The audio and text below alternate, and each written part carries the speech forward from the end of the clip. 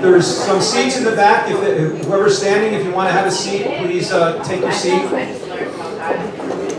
My name is Arnold Calabrese. I'm the independent election coordinator that's going to be moderating the candidates night for your association. We have all the candidates sitting at the table up here to your left. What I'll do is once I'm done giving the opening remarks, I'll move this podium so that you won't be blocked to see this the screen here. However, I want to go through the candidate night rules with you before we start the questions and answers. But before I do that, I really appreciate your patience. The number of checkers at the door, we probably needed about 3 of them instead of how many we had to get you in here in a quicker manner. But I appreciate everybody's patience, and hopefully that will continue throughout the night so that we have a very productive and business-like candidates night. As I said, my name is Arnold Calabrese. I am an attorney. I definitely have been through these kinds of candidate nights and elections over the years. I started practicing in 1986, and just by coincidence, when I graduated from law school, I started in a small firm that concentrated its practice on the representation of community associations. And ever since that time, that has been my area of specialty and concentration, to the point now where it's 100%, over the last 15 years or so, it's been 100% of my office's practice representing community associations.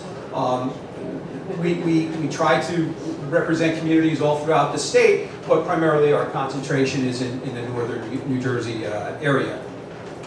With that said, I developed some candidate night rules because I had no experience here at the Galaxy previously. I was not given any background to be tainted in any way as to what may or may not have occurred in the past in terms of what rules may have been in place and what prior candidate or election coordinators may have chose to use.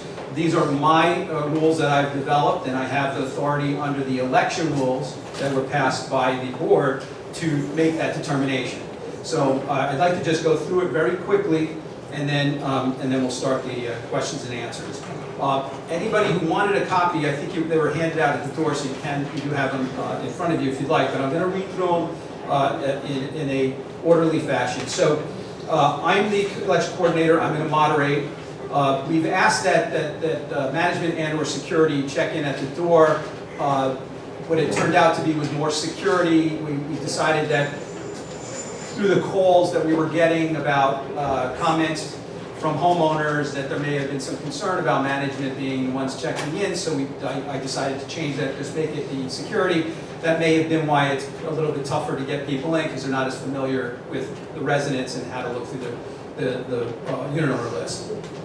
At the end of the night, I'm going to be given the copy of the unit owner list and the check and the sign-in sheet, so I know who attended this meeting tonight. I ask anybody who may have a cell phone, that including myself, to either shut it off or put it on silent, so that we are not interrupted throughout the course of this evening. You can put it on vibrate if you'd like. Candidates were allowed to provide handouts if they wanted. They were to leave them up there on the counter. If anybody wants to get them, it's your voluntary choice. If you choose to pick up a candidate's flyer, that you can do that. Each candidate is going to be given an opportunity to make an opening statement. That statement is not to exceed 3 minutes in length. They are also going to be given an opportunity to make a closing statement, also not to exceed 3 minutes in length. They were permitted to use a PowerPoint slide or handouts as long as they conform to the election rules on campaign information or material. Only owners are permitted to ask questions of the candidates based on the check-in process. It's my understanding everybody in this room is an owner, so anybody in this room should be permitted to ask a question. If the questioners are only going to get one question at a time, and if you have another question, you're going to have to wait for your turn for the mic to come back around. I'm going to select the order, and I think the simplest way to do that would be I'm going to start in the first row. I'm going to go left to right, and then I'm going to go to the second row and go right to left in that order and stake around the room. Once we complete it, if somebody on the first row needs to ask another question, they will be given that opportunity to do that. When you rise to ask your question, I'm going to ask you to clearly state your name and your unit address or unit number in the building. So that's recorded for the record here. There is a recording of the screen and also the candidates, and there is a recording there that's going to try and capture everybody that's in the room asking questions. But at least we'll get the vocal recording for that purpose. So please stand up and say your name clearly with your unit address. Owners are not going to be permitted to make any comments or statements. This is a question and answer period. It is the purpose to find out what these candidates are, or what their platform is, what they're going to do for your community, and so it's your opportunity to ask them questions. It's not an opportunity for you to make a statement as to what you believe should be done or shouldn't be done, and I'm going to be very strict on that. So please cooperate with me. I really don't want to have to ask somebody to sit down and pass the mic to someone else because you're not asking a question. Please cooperate. Think about your question ahead of time. Make sure you're asking a question and not making a statement. If a questioner is disruptive or will not comply with the rules, I will ask that the candidates stop. And if they do not stop, I'm going to adjourn the meeting. I'm going to stop the meeting, and I'm going to ask that they leave the meeting. If they do not leave the meeting, I am unfortunately going to have to ask security to come into the room and escort that person out of the room. I do not care if we just stop the meeting at that point. If people are not going to comply with the rules that are in place to make this a productive, informative meeting, there's no purpose to have it. So please comply with that request. It's not hard, it's very easy. Everybody just has to be polite and courteous to one another, and we will get through this evening in a great way with a lot of information so that you can all go back and decide which candidates you'd like to vote for. The order of the candidates has been established. What we did before the meeting is I wrote everybody's name on the back of a business card, one business card per name, so there was 6 business cards. And we talked about this already among the candidates, so this was an agreed upon procedure. They had read the rules ahead of time. I put them in a lunch bag, a brown paper bag, shook it up, shook it for quite a while, and pulled the names out. The order in which the candidates are seated is the order in which those cards were pulled out of the bag. They will also be the order in which they give their opening statement. Their closing statement will be in reverse order, so start off left to right, and then it will go from right to left.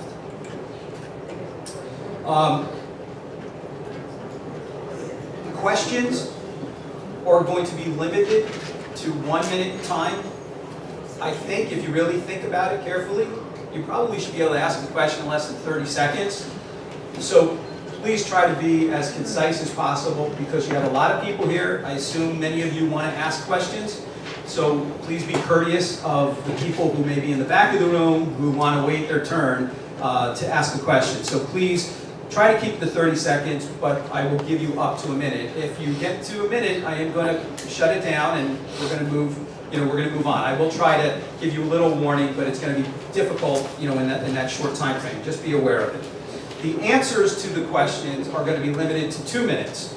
And each candidate is entitled to answer the question. So for example, if someone stands up and says that they have a question for one candidate, all the other candidates are entitled under the rules to also respond to that question, even though it wasn't addressed to them.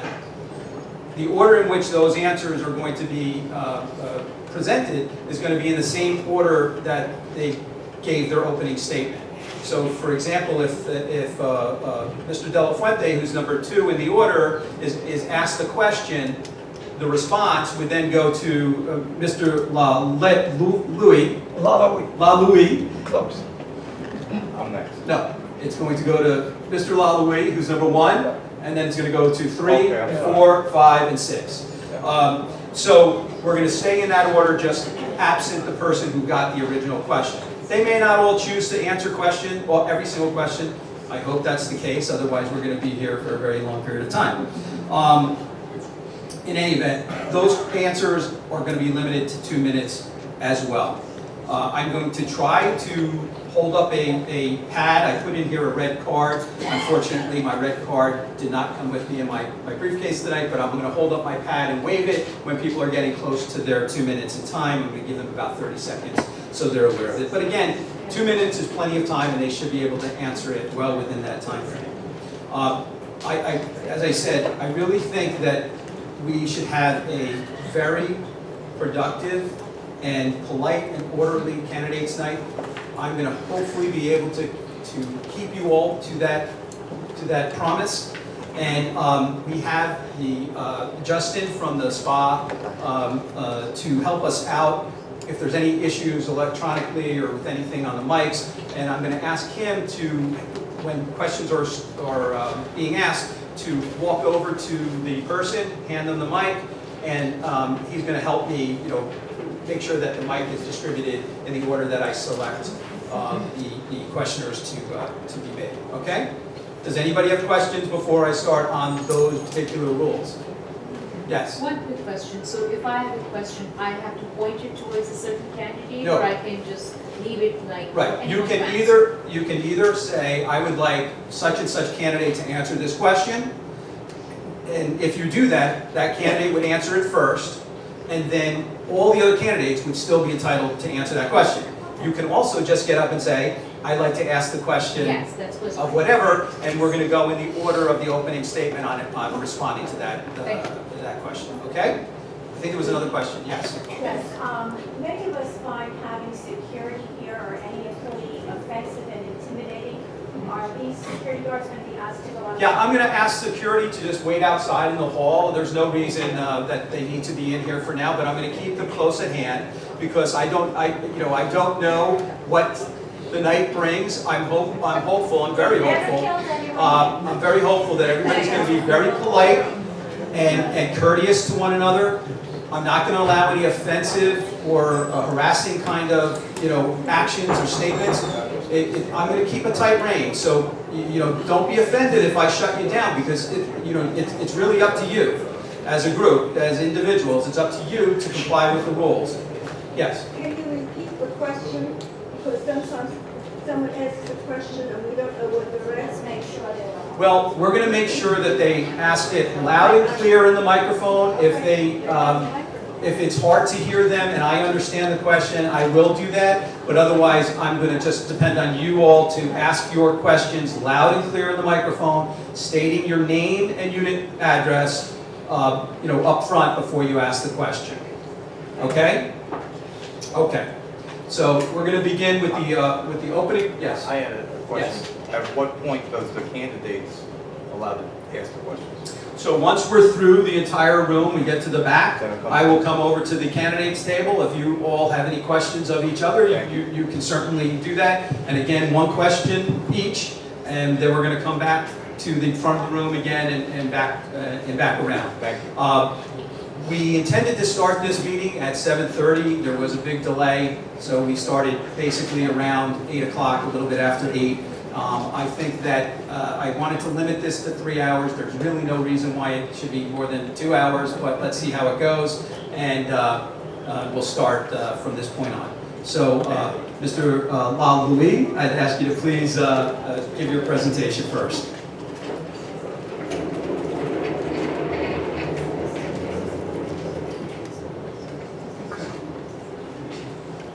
Good evening, everyone.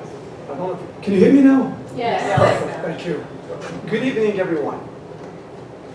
And thank you for coming out tonight. My name's Alex Lalui. My wife, my children, and I. We can't hear. Hello? Yes. Test it. Use it that way, please, Yeah, right up to your mouth, it'll be Can clear. you ask the candidates to stand so we can see them? Well, they can't. Well, they're answer. using the computer. Yeah, I mean, I think that it would be appropriate to at least Stand up. talk clearly into the microphone. If you'd like to stand, you're Okay. certainly welcome to do that. Sure, I can do that. Absolutely. And I'm going to say that because there was a little glitch with those couple of questions, we're gonna start you. We're gonna start you right now.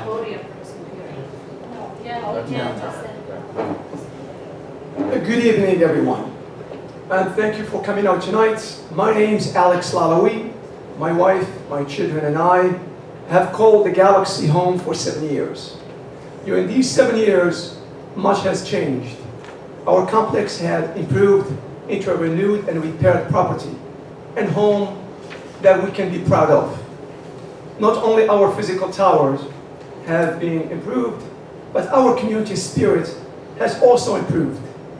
These are some of the reasons that my family and I have decided to buy here after renting for 6 years, and now we've been owning for about a year. Another significant factor in my purchase of our home was two great people that they are sitting beside me here, Justin and Richie, who share my determination to improve the Galaxy. Over the past 16 years, I've worked and managed my soccer business as the director of coaching. But you might be wondering why my experience would benefit me in the board as a coach. Well, coaching is not just about fitness. It's also about bonding diverse individuals into a team. You see, it's easy to break. For example, if I take a pencil, which I will show you now, if I take one pencil, I'm sure that everyone can break it in health. If we get a bunch of them trying to break them, I don't think that's going to happen. What I mean with that, in other words, strong alone, unstoppable, or unbreakable together. In addition to this, I hope to develop the Galaxy in areas such as avoiding any maintenance fee spikes.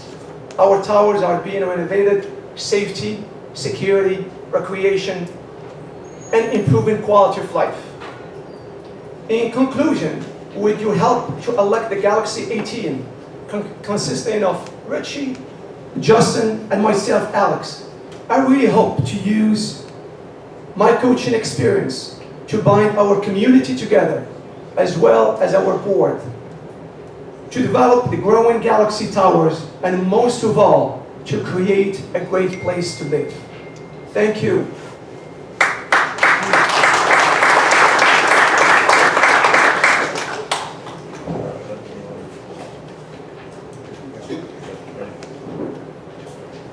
Hi, my name is Rich Delafuente, and I've been on the board for the last 3 years. Thank you kindly for your consideration to vote for me. We've come a long way in the past 3 years. The strength I've brought to the table has been getting projects completed while saving the Galaxy money.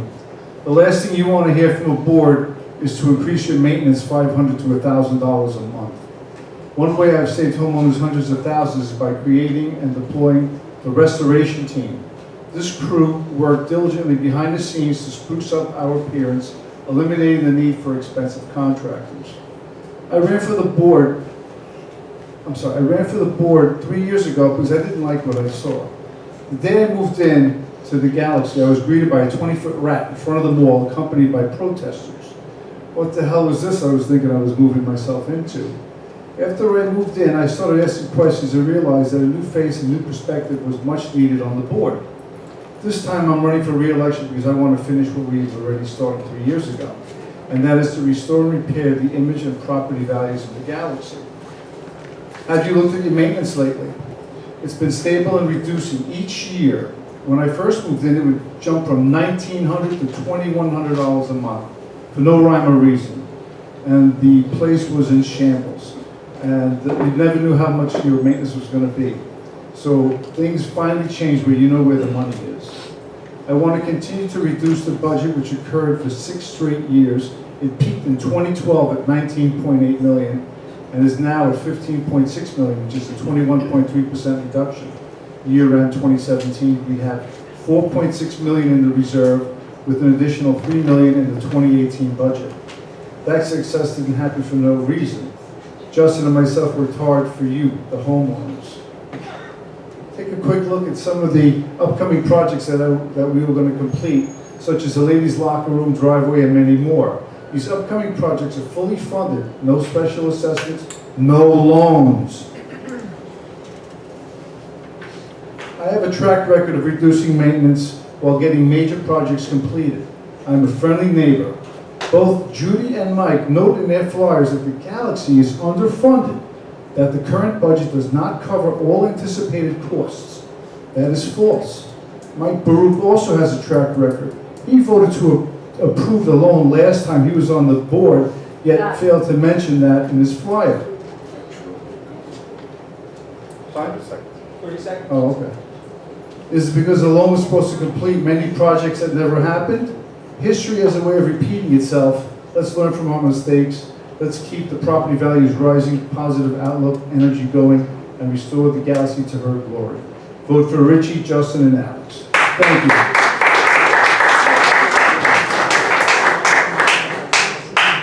Ready?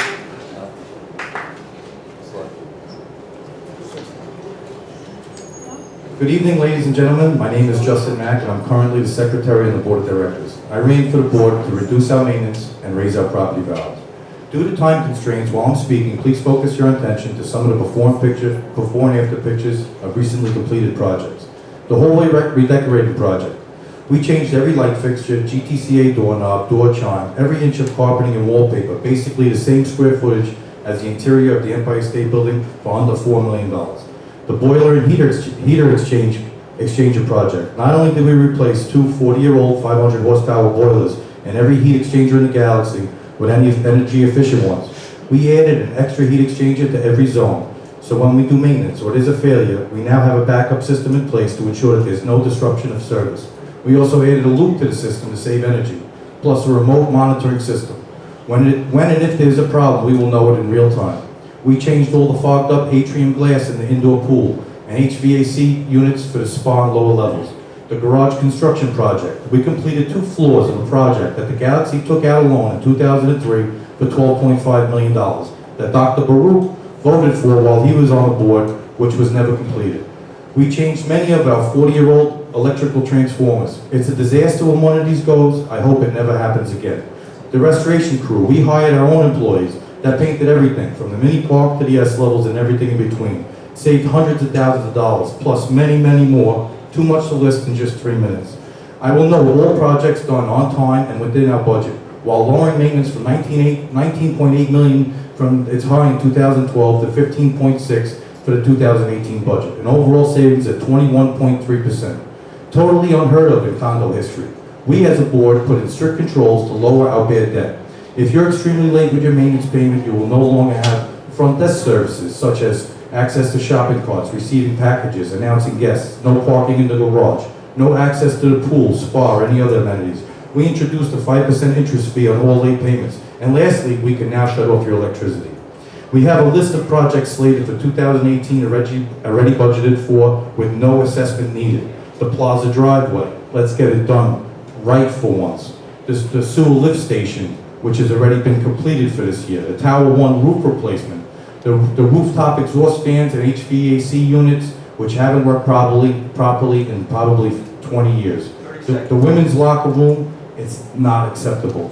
We have to complete the LED lighting project, which will save us money in the years to come. I ask you please to vote not only for me, but vote for the Galaxy A team, Richie, Alex, and me, Justin Mack. And remember, Justin Mack has got your back.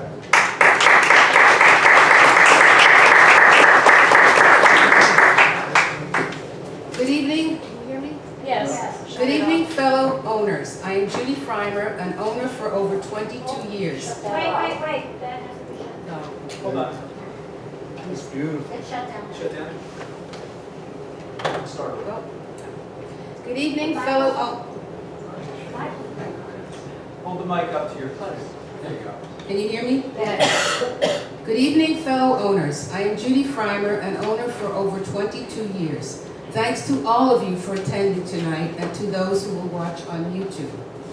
I am running for your board of directors because I am tired of second-rate services, jobs done poorly, and the lack of response to owners by current management and the board of directors majority. If elected, these are some items I will address. These items have not been addressed by the current board of directors. First, I will push for a survey before we renew a management contract. The results could be used either to get a new company or negotiate with the existing company to better meet our needs. I will push for a way to improve the quality of our water. Residue from the water that comes from our faucets lines our drain pipes and provides a surface for other substances to stick to. That results in clogs, insufficient drainage, and expense. I will push for a program to replace windows at a reasonable price for those who need new windows. Many units have windows that are far from energy efficient, cannot be opened without a struggle, and have cost owners thousands of dollars to repair, only to malfunction again. We can save owners money by using unit owners' combined purchasing power and researching tax deductions. I will push for a list of the duties and package rules for lobby staff to be posted in the mailbox area. Employees and residents should know what is and is not acceptable. We should never see walls of packages and other outrageous items in our lobbies. We should never have lost packages and keys. It is a sad reflection of poor management and training. I will push for a better relationship with owners of mall units. An attitude of us against them and a blame game has crippled efforts to get businesses and restaurants in our mall. I will work with mall owners to reach mutual solutions. Let's face it, other properties don't have a mall in front of their buildings to consider. I will work to improve our curb appeal.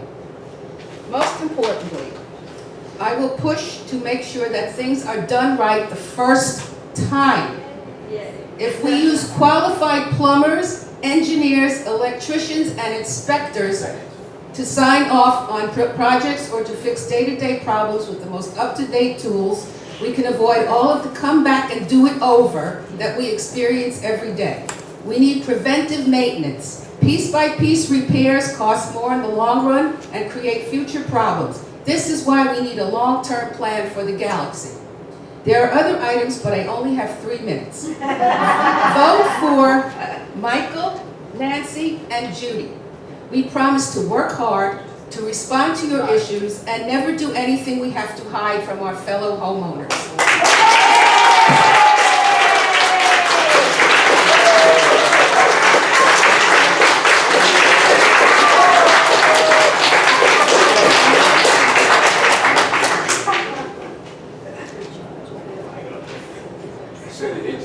My name is Dr. Michael Baruch, an owner who has lived here with my wife Sandra for the past 32 years. Start again. Our daughter Sarah is a Galaxy child. Protecting our investments and increasing our property values has prompted me to run for the board of directors. I can tell you from experience that being on the board of directors is a formidable task and a big responsibility because I was on the board from 2001 through 2003.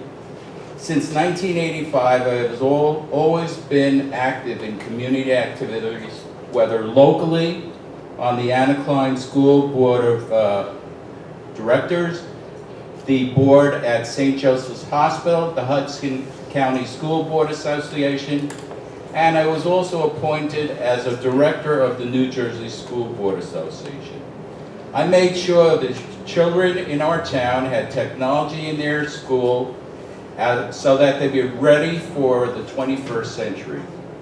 The first thing I see myself doing with the assistance of Nancy Kakuza, Judy Frommer, and other board members is to have a reserve fund study done so that we can have a strategic plan for immediate, short-term, and long-term needs of the association. We will make sure that the GTCA has project management professionals who will take responsibility for their work, product, and see to it that there will be consequences if they fail to deliver. Right now, we are short of managers. Our management company is not replacing them, so we're not getting the repairs and services we need. We need metrics to measure employee and management performance, and we need a way to reward excellent workers. A bonus program could be set up by our management company as part of their contractual responsibilities. The Board of Directors has lost touch with our community. We need regular, informal meetings that the members and owners will attend so that they can speak up with regard to their concerns. The committee system worked in the past, and I see myself making sure it works in the future.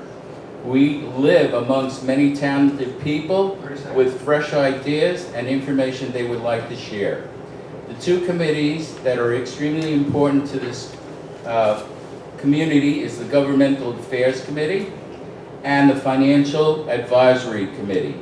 In the past, the members of our Financial Advisory Committee used their time and knowledge to help us recover from financial calamity. So if you want to see things happen, vote for Michael Baruch, Judy Freimer, and Nancy Kukuza.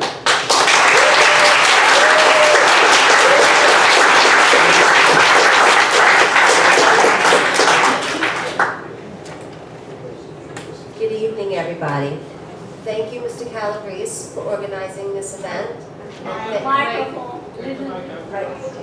And thank you to all the homeowners for realizing the importance of this election and attending this evening. I am Nancy Kukuza from Tower 1. I'm the new kid on the block, being an owner for 7 months and having a professional background in real estate.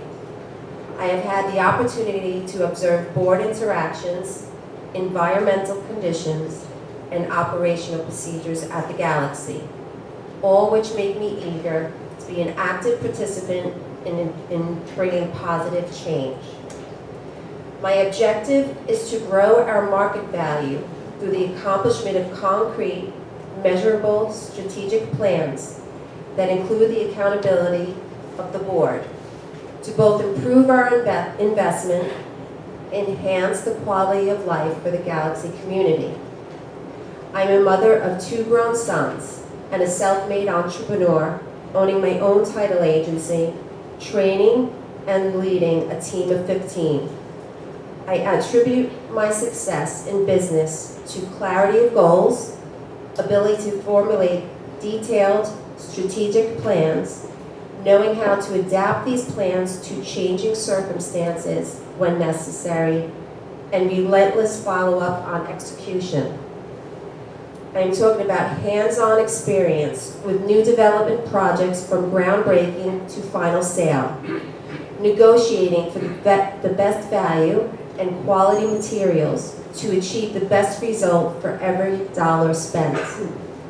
I want to move forward through listening to owners' best ideas and practices, that through consensus we are successful. I am committed to a personal standing monthly meeting to hear all your concerns and pledge that together we will achieve our goals. Vote for Michael, Judy, and Nancy.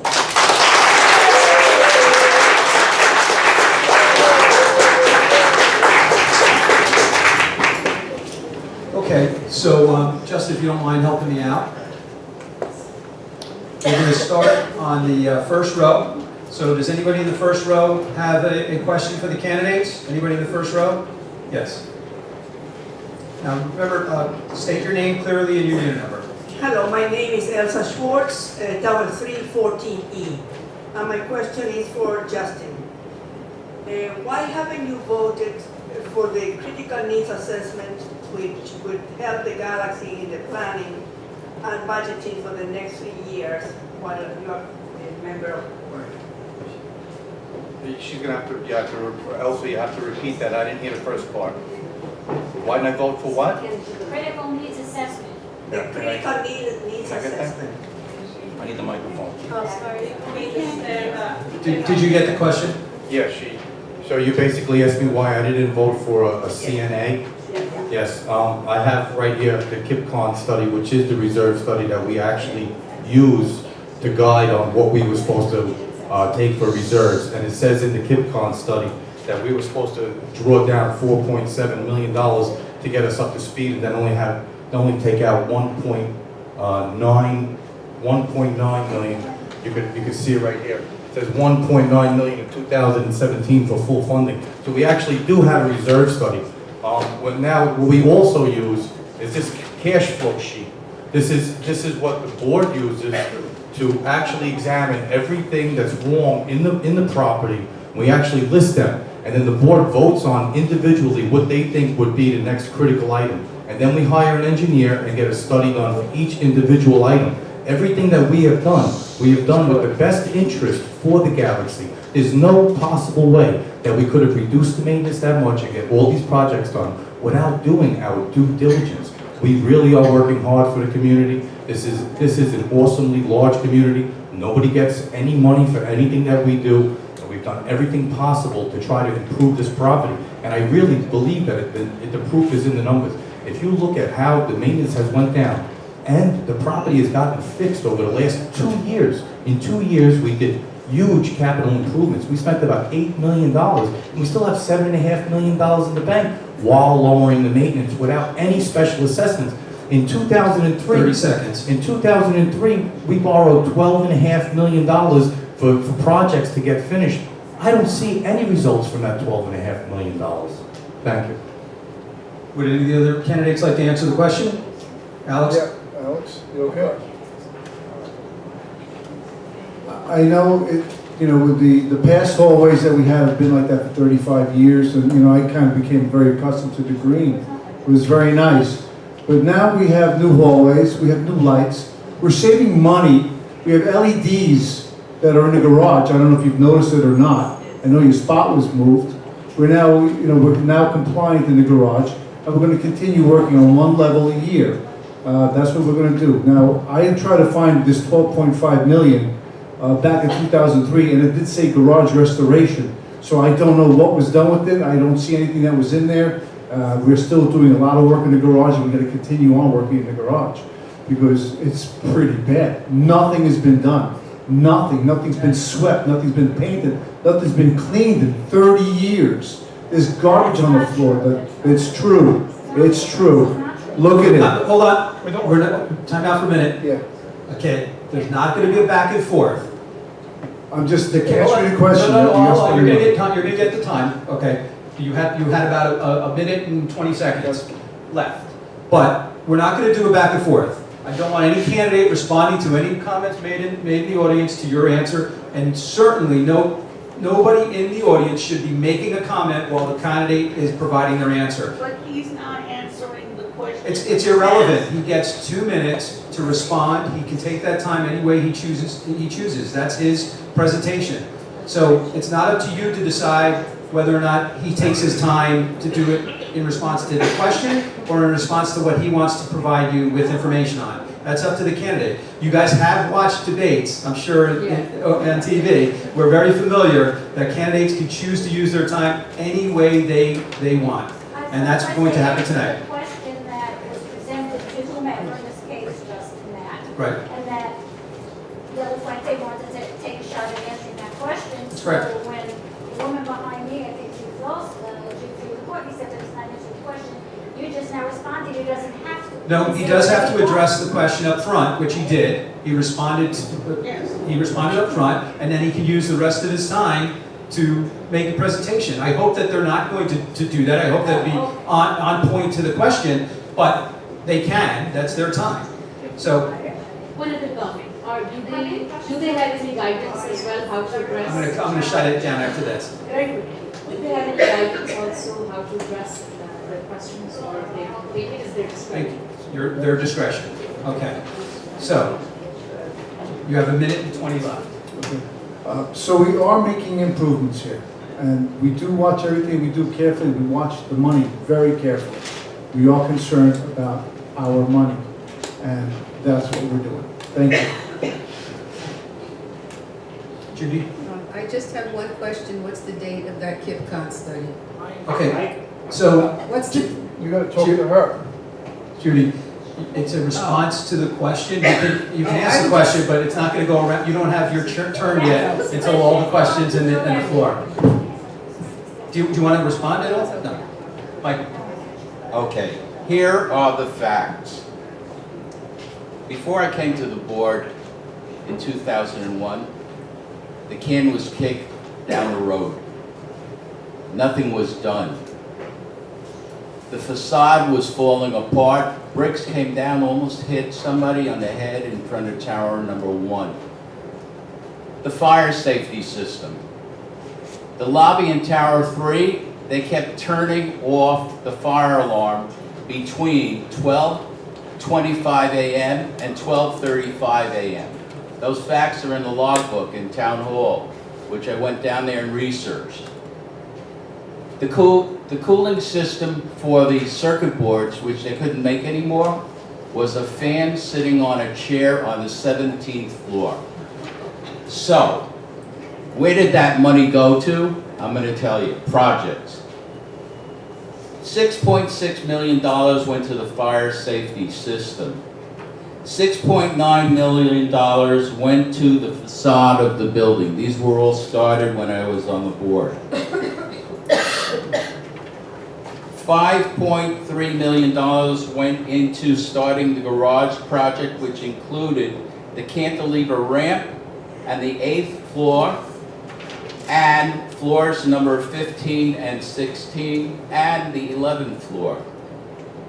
That was $21.4 million. $21.4 million for that because of the cantilever there. Okay? So if you look at those numbers, it came out to more than 12.5. I was on the end of my term on the board of directors 30 seconds. when that loan was brought forward to the owners. It was presented multiple times. We had companies come in from the banks. We decided that an assessment was not the right thing to do for the owners. We decided that the bank loan would be the best thing for the owners, and it was a unanimous vote. I'm not the only one that voted for it, to vote for the loan from the bank. Okay, time's up. Nancy?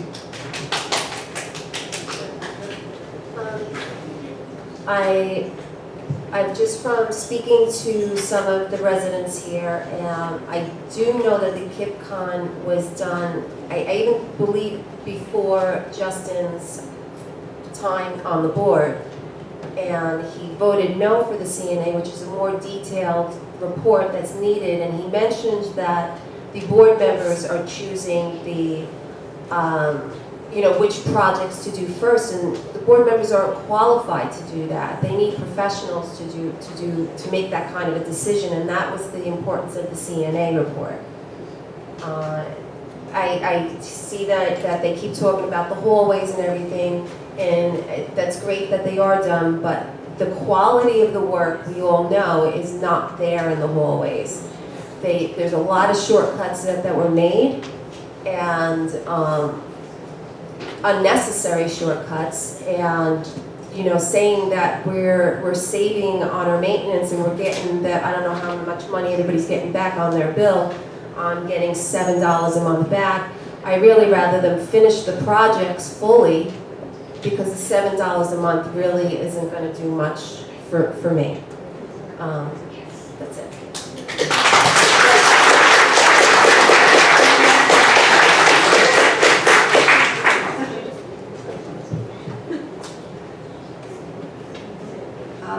I'm Mary Lane. I'm a 23-year owner of Unit 49J in Tower 1. My question is for Richard, and it concerns lobby security. Richard, would you consider a physical barrier of some sort that would work preferably on a key fob method, and preferably on the inside, the interior front doors? Visitors could be buzzed in by the concierge. With the constant or frequent changes of lobby staff, simply training and retraining them doesn't work. It's not sufficient. So would you consider something like that? Thank you. Hi, Mary. Thank you for your question. It's a very good question. I've presented that before, to have a fob at the inner door between 11 and 6 a.m. This way, people would be, to get beeped in. We really need to work on that. I was even going as far to check as like a keypad like we have down by the spa. Anything is better than not having anything there at all. And I do agree, and we are going to look into that and get that taken care of, because I do agree 100%. At least between 11 and 6 a.m., nobody can just walk in the building. Alex? Yes. Now we're speaking safety, something I'm a really big fan into. I totally agree with you when it comes to fobs. We have kids, we have families here that we all share. And here's the thing, I don't look at the past, but I'm here looking at what can we do moving forward. And yes, if we can add that piece, I have a few options due to multiple buildings that I use from city standpoint. And these are not like small gyms, but big buildings. We have a fob where computerized, where it can be using through, and it's a part of it, it's for security purposes. I think it's definitely something that should be added. And I don't think it's costly. Yes, we do, in addition to that, there is money in the bank, which really excites me to do so much. 7 million in the bank, in addition to all this renovation. I think this is a small piece that should be added. Thank you. Justin? The security issue has been raised numerous times in a closed session of the board of directors. We've discussed this plenty of times about putting a key fob on the outside of the tower and an intercom after 10 o'clock so that someone would have to get buzzed in if they didn't have a key fob.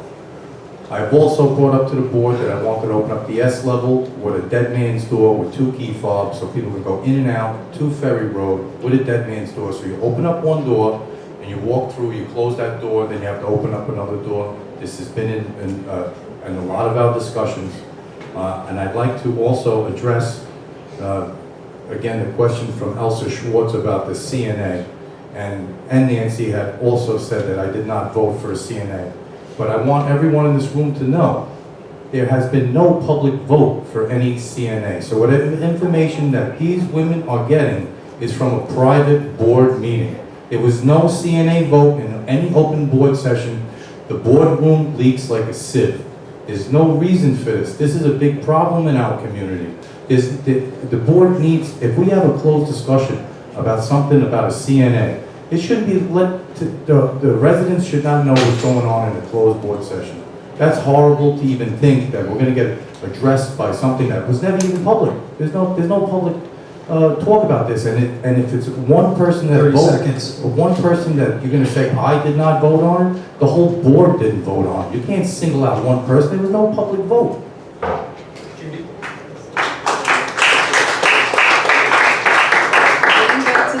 Getting back to the idea of security, we all want security, and we will promise to look into it and do a better job. As far as the S level, if you live in Tower 3, that's a bit of a problem for those who live in Tower 3. I just want to state categorically and absolutely that Nancy and Michael and I have never discussed a loan. We would never even consider a loan. I just want you to rest assured on that account. The key track system.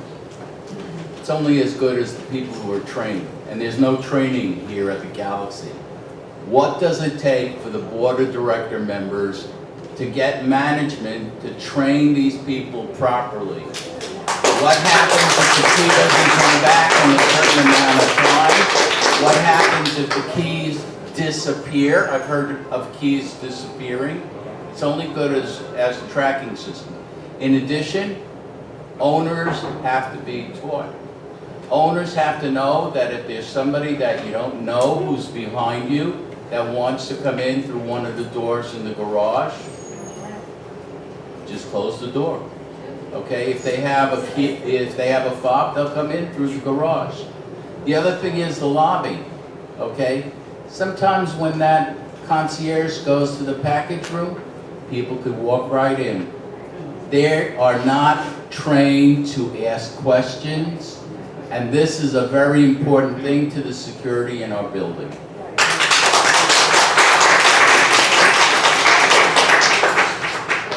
I can't really comment on something that I'm not that familiar with, so it's something I would really have to look into. You know, I want to stay with my strengths.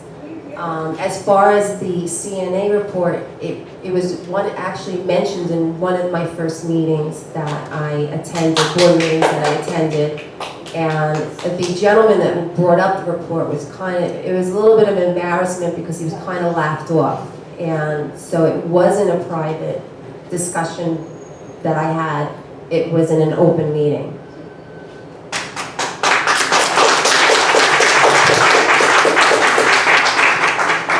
If everybody doesn't mind, I don't mind clapping to show your support, but end the clapping pretty quickly so that we can move on with the meeting, okay?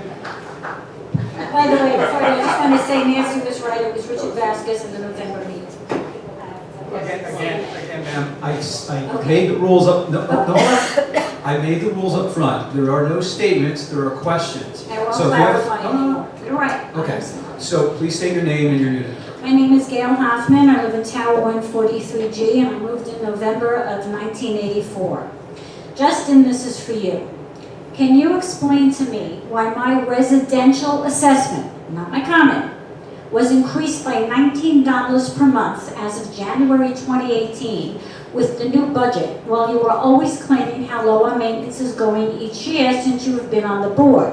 That's a huge increase on this one line item, and larger apartments went up even more on their residential assessments. So can you explain to me why, you have 3 years worth of bills, I went up $20 from the new budget as of January 18 on the residential assessment for my 1546 square foot apartment? If you don't mind, for my purposes, what was your unit number again? Tower 143G. Thank you. Gail, that's the first I've ever heard of anyone's maintenance going up since I'm on the board of directors. I said residential assessment. I'm not familiar. Mine both of them. Everybody's here went up. Okay, again, I mean, if you're answering the question, you can make a statement and then answer the question, but I'm not gonna allow it back and forth. I'm not exactly sure why your residential assessment went up. And I'd like to go back to the key track system. Last Friday, we had Building Link here. We had purchased new equipment for the key track system and a new Building Link system. Last Friday, management was being trained by Building Link, and we are going to train all the employees with the new Building Link system, with the new key track system. We've been trying to get this done, and honestly, management did drop the ball, and we held them accountable for it, and we're doing it now.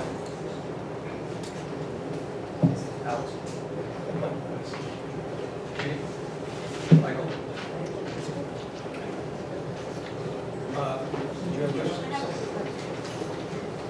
My name is Sandy Baruch. I've been here for a while. I have a quick question for anyone. Unit number, please. How many years? Unit number? Oh, 21C Tower. Okay. I just heard a rumor, I want to know if it's true or not, that the pavement in front of our towers will be made black. No one ever said that, it's not true. Alex? That's right. And you talking about the driveway? Where we live in the front, you know, the Oh, driveway. the driveway. Right. So, I've been here for 7 years. I know it's been done once, and just remember, it's a very sensitive piece where you can't just go and, I don't think you just go in and pave it with blacktop due to, remember the driveway underneath the driveway there is a mall. So there's only, and you know that there is a fire truck, there are a lot of trucks pass by through there. That needs to be done carefully through an engineering this way we don't have to keep repeating things again and again and again. And it needs to be looked at carefully. Because I know personally that has been done in the past, but yes, the blacktop, it comes in different cat. I'm kind of familiar with that, but I would definitely, it needs to be looked at in a sensitive way.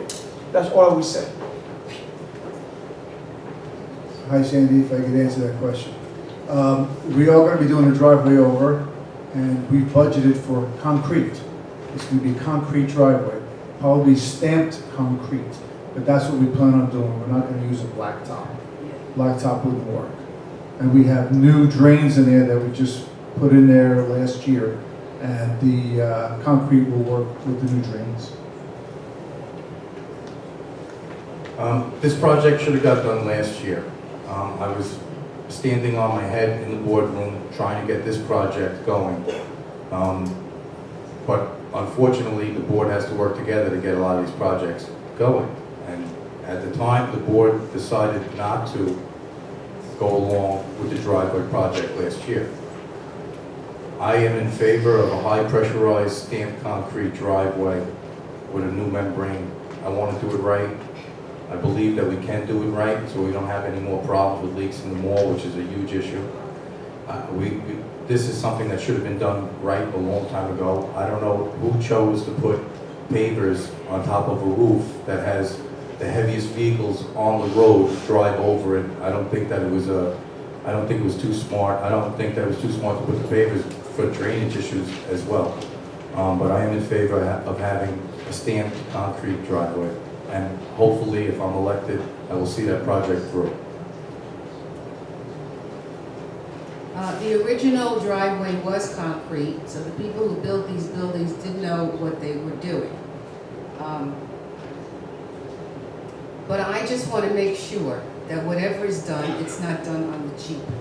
Okay? Every single project here is done so cheaply, and it has to be redone. We're going to need to do our hallways again in 5 years. It's just done so poorly. Okay? And I just want to see, I'd rather do fewer things and do them right. That's all I have to say. The driveway and the lower mall are the same project, and you have to consider them both together.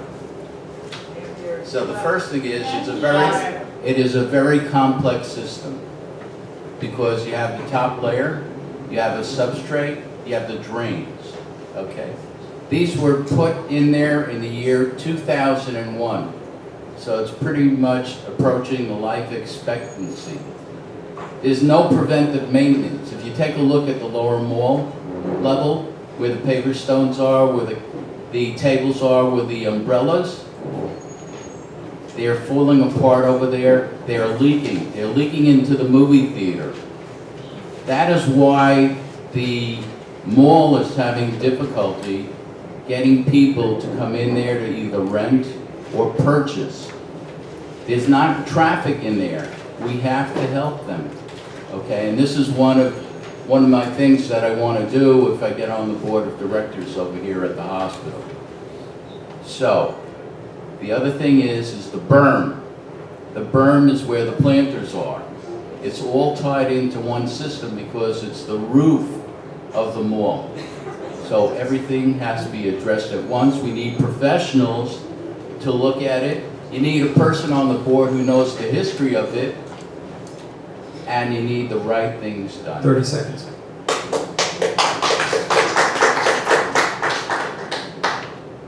When I first started coming to the meetings, I saw the disconnect with the board members. And Justin had mentioned that he's been fighting for the driveway to be done. The problem is that I understand they're running tonight as the A team, but there's 9 members to the board, and everyone needs to be able to make decisions together. And until that's done, we're not going to get progress done. Yes, okay. My name is Sarah. I live in Tower 3, apartment 21C, and my question is directed at Della Fuente. Sarah, can you give us your last name? Baruch.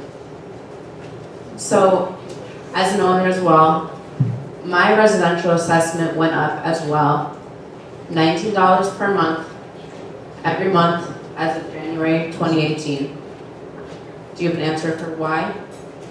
The maintenance should have gone down 4.6% overall. If things, The overall, I'm referring to the residential well, I'm assessment. just referring so to the make sure entire package, the overall. That's what we work on. So we have a treasurer who could answer that question, but we work on the overall bringing the maintenance down. And that's our goal, is to bring it down, not up, not make a loan, not raise it up $500 to $1,000 a month. We want to keep it the way it is because we know where the money is, we're getting things done, and that's why I'm here. Thank you. Alex, do you want to?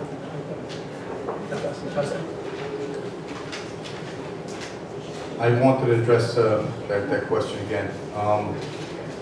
If you would like to leave me your email address, I will find out exactly why tomorrow, and I will email you the exact reason. I'm sure there's a very good reason, but I don't have that information. It's the first that it's up to.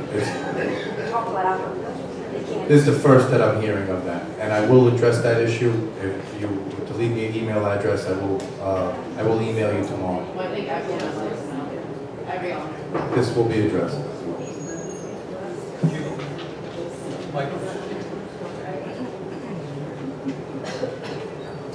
$19 up, $19 down. It's pittance. We need our facility improved. Okay, it's like when you go to Las Vegas, let it ride. Okay, use that money to do things constructive over here. Don't give it back to the homeowners and tell them that you're giving them money back. It's a joke. Anybody who takes it seriously should have their head examined.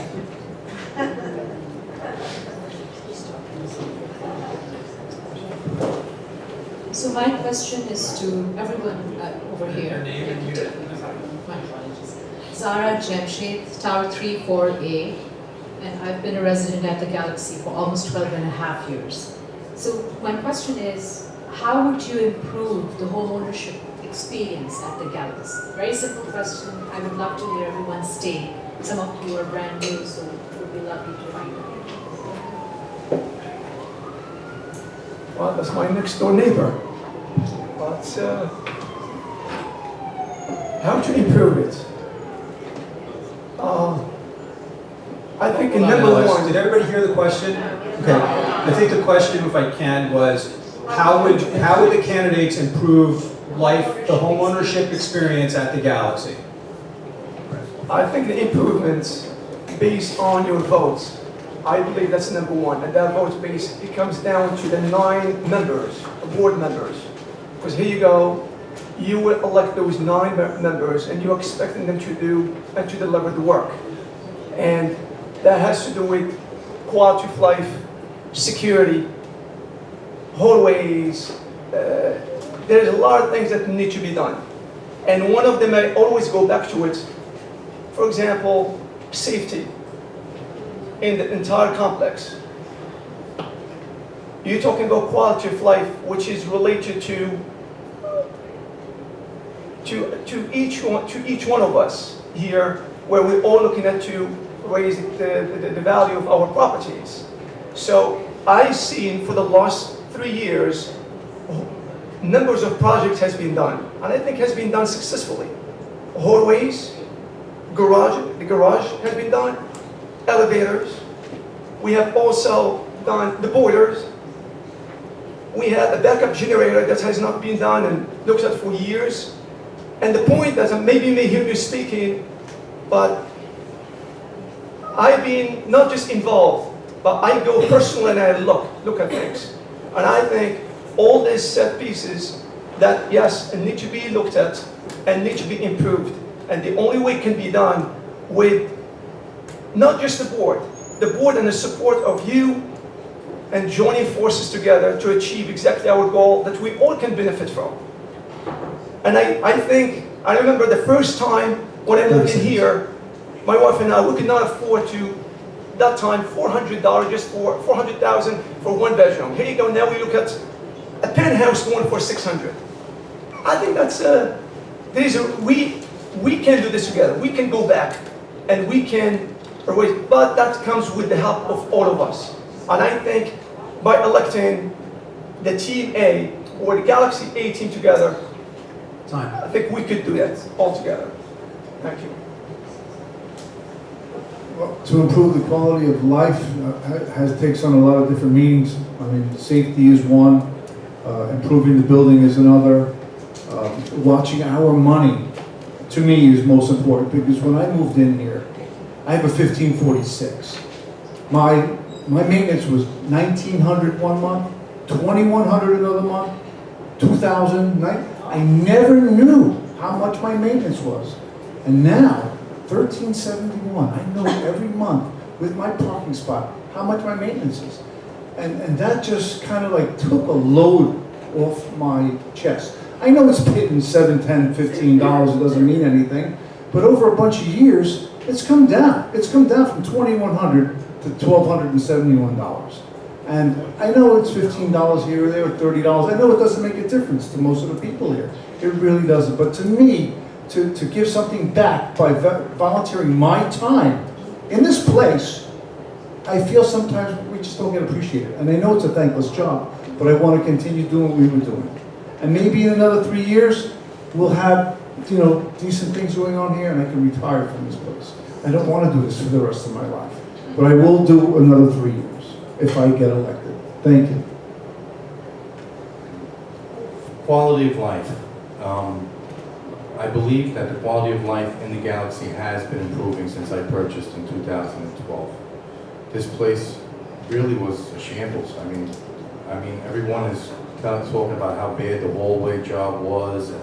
It's only $7 down. I'm getting back on my maintenance. I think people's memories are not going back that far. This place was in really bad shape. I have a critical list of infrastructure projects in front of me that the board reviews all the time. There's 44 of them. So now we're balancing a fine act on completing major infrastructure projects that keep this place running, like the boilers. They're 40 years old. And I mean, pittance for $7, the board decided not to put in a water softener to save $7,000 a year, which basically ruined the boilers. We've painted everything on the property that we could find for the smallest amount of money that we could. We saved hundreds of thousands of dollars just in paint. And the hot water, I mean, quality of life. If we didn't have hot water, what kind of quality of life would we have? Changing the electrical transformers. We had a transformer go in Tower 1. In the coldest weeks of the year, 6 floors of residents had no heat. I mean, that's quality of life. And at the same time, we're doing small projects, fixing things.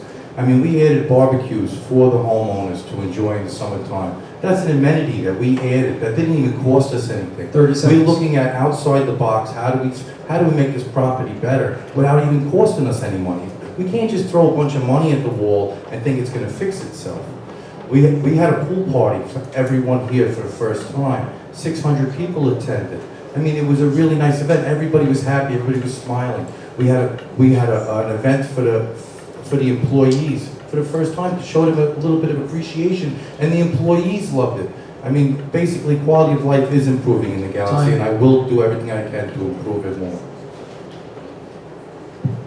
Okay, there are all kinds of quality of life issues. I discussed some in my opening remarks, and Nancy and Michael did too.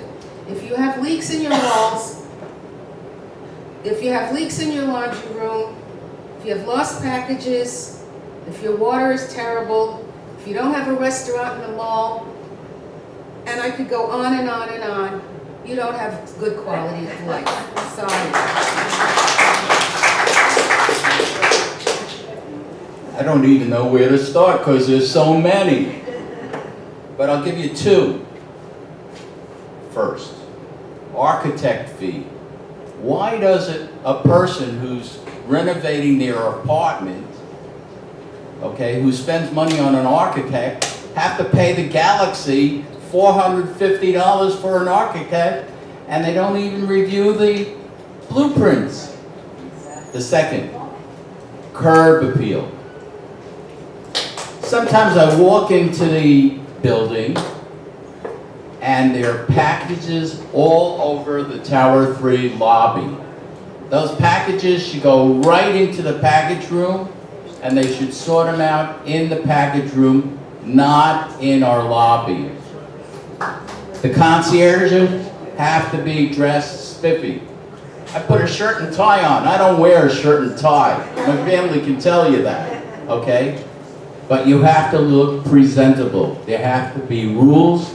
There has to be training. There has to be consequences. There has to be a reward system for concierges and also other staff that follow these rules.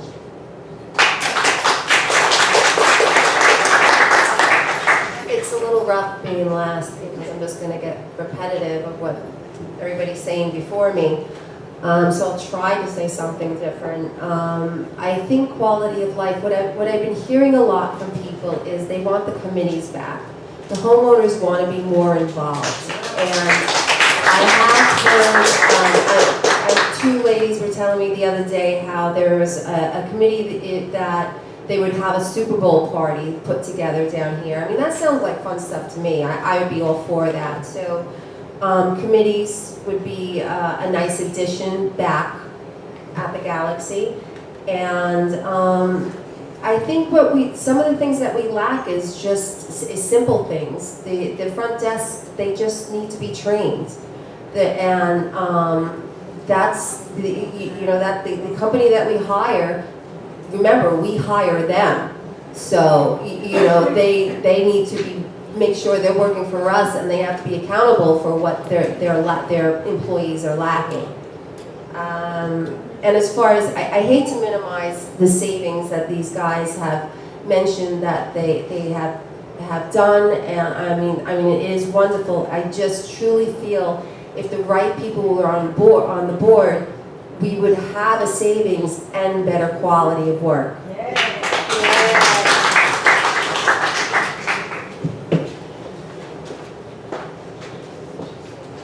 Hi, I'm Sue Townsend. I'm Tower 137D, and my question is for you, Justin. My question is for Justin. Okay. What consequences are in place if planned or first services do not meet their contractual obligations, and how have they been used in situations where the two companies have obviously failed the Galaxy?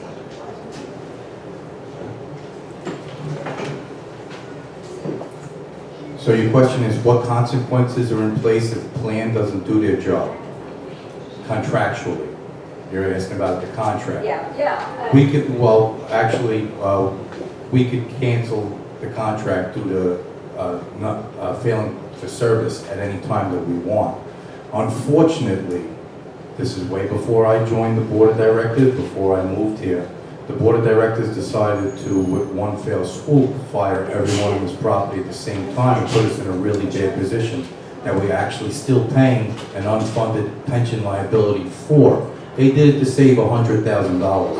And what that basically did was give us a black eye to the community, to everyone. Now, who would want to come work here if we're going to fire everybody, even if they weren't doing a bad job, just to save a couple of dollars?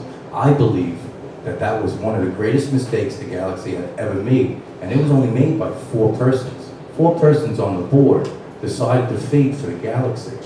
I didn't make that decision. I'm only dealing with the bad hand that I was dealt. And we're doing the best that we can to fix this place and all the problems and mistakes the prior boards made. Going forward, the plan, I haven't got a chance to negotiate a contract with Plan or any other management services, but I can assure you that everything that I do a lot of homework with. I take it home with me. I have sleepless nights thinking about it. This is a big problem the Galaxy has. This hasn't got up to my plate yet to where we could actually work with either a new management a new front service company, or renew that contract where I could pull it apart yet. But ultimately, we can fire them whenever we want, and we did, and that was a big mistake when we fired everybody all at once.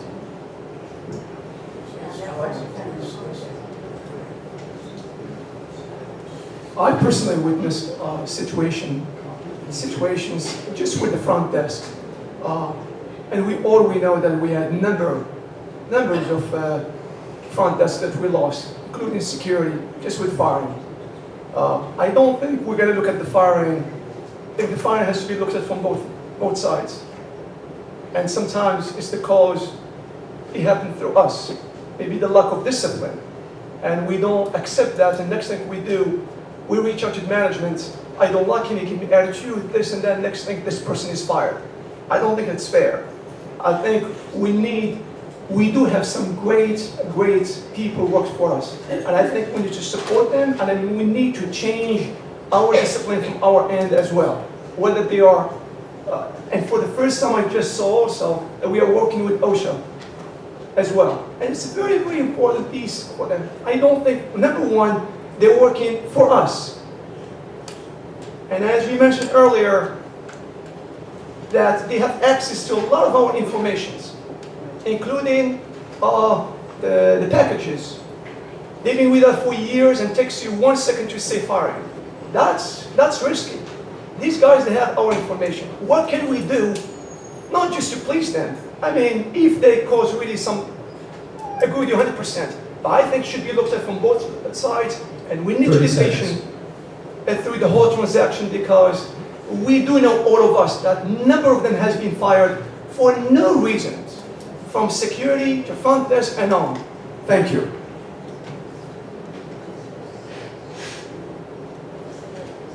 Employees at the front desk is a big problem here. Just last year, from February through September, I think we went through 28 employees. 28 of them were fired, all different reasons.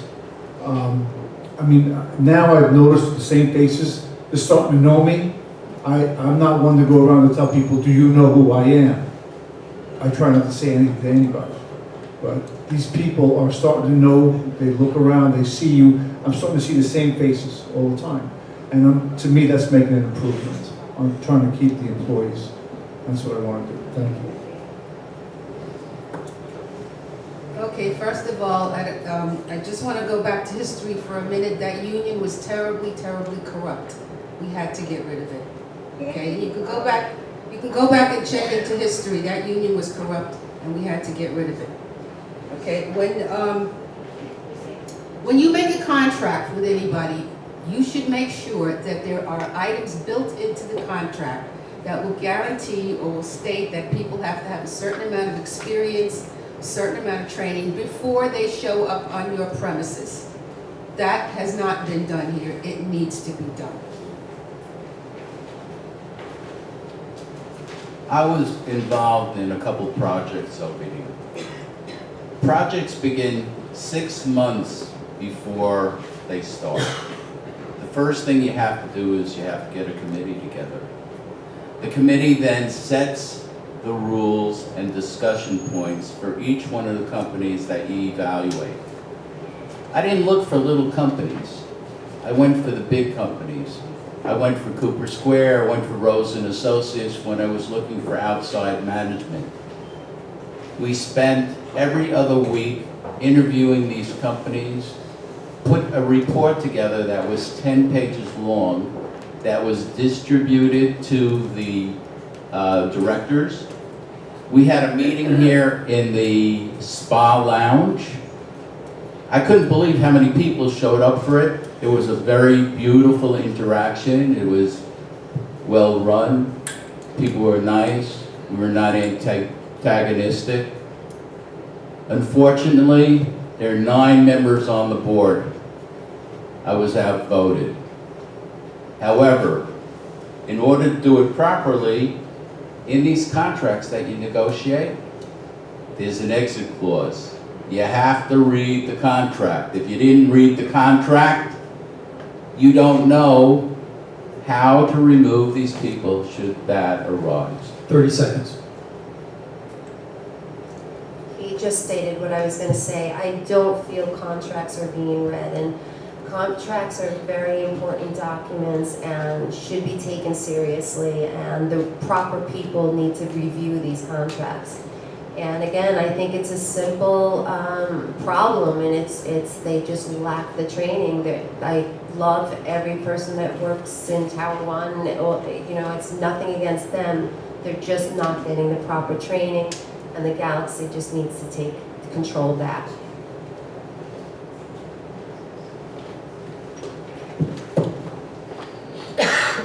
Soheila Kobler, Tower 1, 29B. I have been here since 2007. My question is for Alex. You mentioned that one of the skills that you are bringing to the board is promoting the teamwork, which is wonderful because currently the board is very divided and to the degree that it's kind of dysfunctional. So I would like to know, with your skill, how would you address the two problems that is currently on the board? One is the lack of teamwork, and the second one is the fact that the board is very diverse. I'm the only female on the board, and the board, in my opinion, is very masculine. So how would you address these two problems?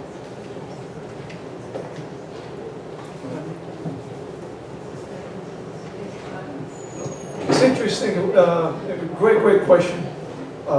I use power of soccer to make a positive social change. And it's one of my philosophy in any game of soccer, which a lot of people know is the most beautiful game. From my coaching standpoint, a lot of people, they may look at soccer just about technique and tactics and fitness. But there's also, we have a very, very important component, which is psychology. And I think we spend, as a member with the U.S. Soccer Federation, and working with variety of diverse, from players, coaching youth, working with families, working with parents, adults, and most importantly also working, I run a 501c3, a nonprofit strictly for law enforcement and first responders. Some members here that I know, it's all in Hudson County. And you could imagine, it's one of the toughest tests that I have, that you may think I have, and especially dealing with a variety of law enforcement. I'm just giving you a picture close to what I'm going to. And imagine that you are an FBI or Homeland Security, and in the same team that you have to play with a correction officer or Hudson County or local PD. It's the same attitude, and some of them like on the side like, Coach, can you just put me in Homeland? Because they are the premier law enforcement. Therefore, I set in place that, you know what? We are a team, and we have to confirm one team, one Galaxy, for all to benefit from. And you may be looking at me as from coaching standpoint, like, what were you going to do at the board? We don't have to be all 9 members focused in maintenance. We don't have to be all of us I could be the glue for the team. With skills that the team would benefit from. I look at things in a very positive way, and I've been watching on YouTube since 2003. The conflicts and numbers of fights. Instant, and that's a waste of the time and waste of energy for all, and it just time. And you could imagine how people would come and you want them to invest here. I think I could do this, and with the help with these 2 hardworking people, I think with their help, but yes, I will be open to all. How you are going to do it? How you are going to do it? Time.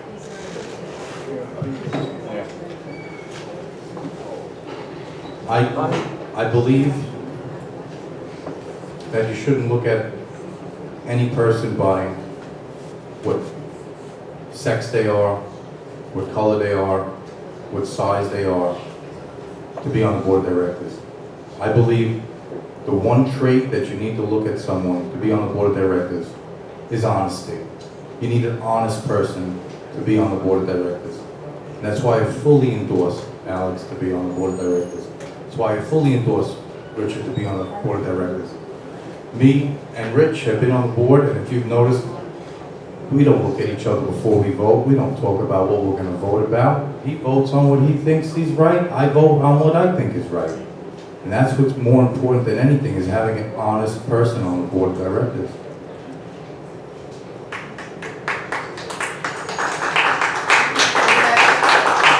had divisive boards here for years. I'm tired of it. If Nancy and Michael and I are elected, we will have civilized board meetings. Oh. Terrible time. If the three of us are elected, we will have civilized board meetings. I'm tired of the dissent and I'm tired of the arguments. Boards come in different sizes. Some boards are really easy to work on. Some boards are average. Some boards are real tough. Okay? The New Jersey School Board Association, easy board to work on. The Galaxy Board, when I was on it, great people. As a matter of fact, I told one of the board members tonight that it was the best board I ever worked on. But when it comes to the school board, that's a tough board to work on when you are the only one fighting for everybody in your town to do the right thing.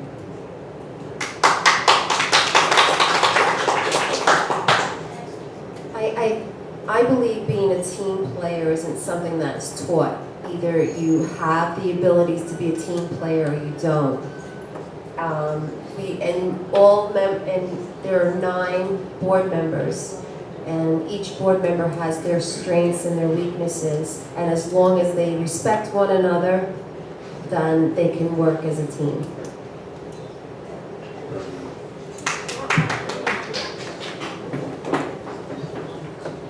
Hi, good evening. Mrs. Olifantes, Howard 338B. My question is for Judy, Michael, and Nancy. Will you accept the results of the election, or will you subject Galaxy homeowners to arbitration costs, or pay that yourself? Good question.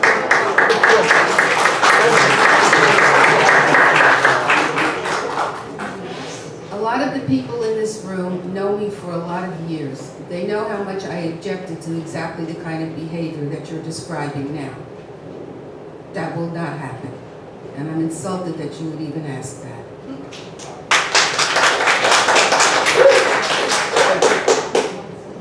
I think I just stopped listening after you said.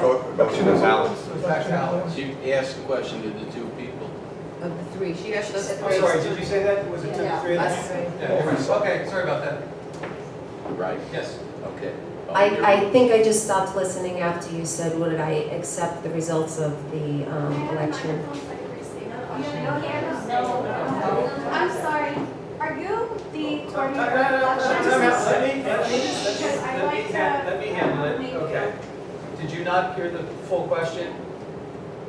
I said I stopped listening after I think I purposely stopped listening after she said if I would accept the results of the election.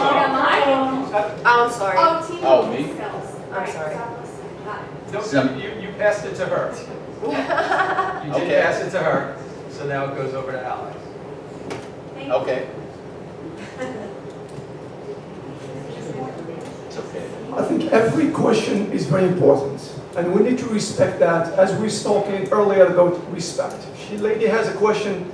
Let's all, because the next thing you may be asking that question, and you want to be treated in a way. We have a coordinator. He's running the show, and let's respect him as well. Back to your question in terms of the result. I think that's a simple answer for me. I'm a coach. I'm used to, winning and losing. Whatever the result comes up, yes, we would accept it with the dignity and respect, and for the sake of, as not just for us, this is for all of us. I think it's referred to the election that Justin and I were part of with Brian Plunkett, that we were arbitrated. The numbers were clear, and even if they had won their appeal and had certain numbers removed, the numbers were still so far apart. It was a basic waste of the homeowners' time, 2 months of us not being appointed, and about $30,000, if I'm not mistaken. That was just thrown away. Thank you.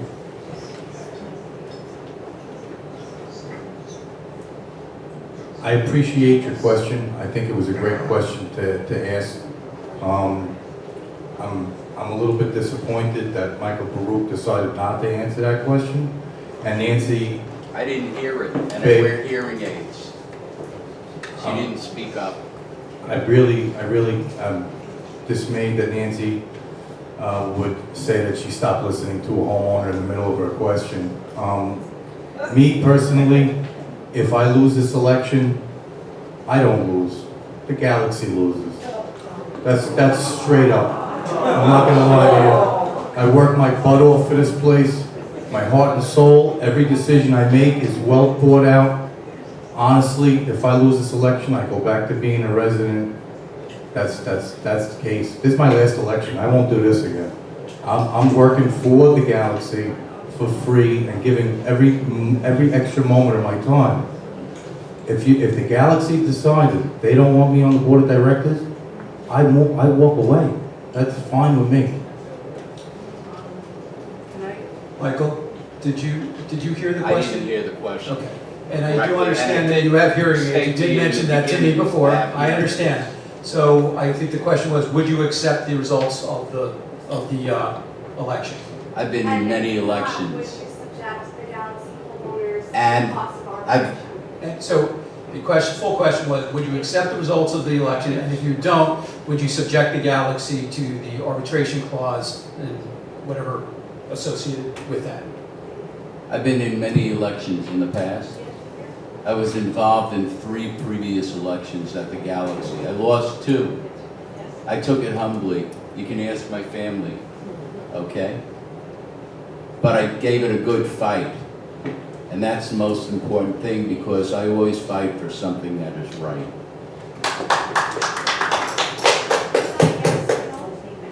That's his answer.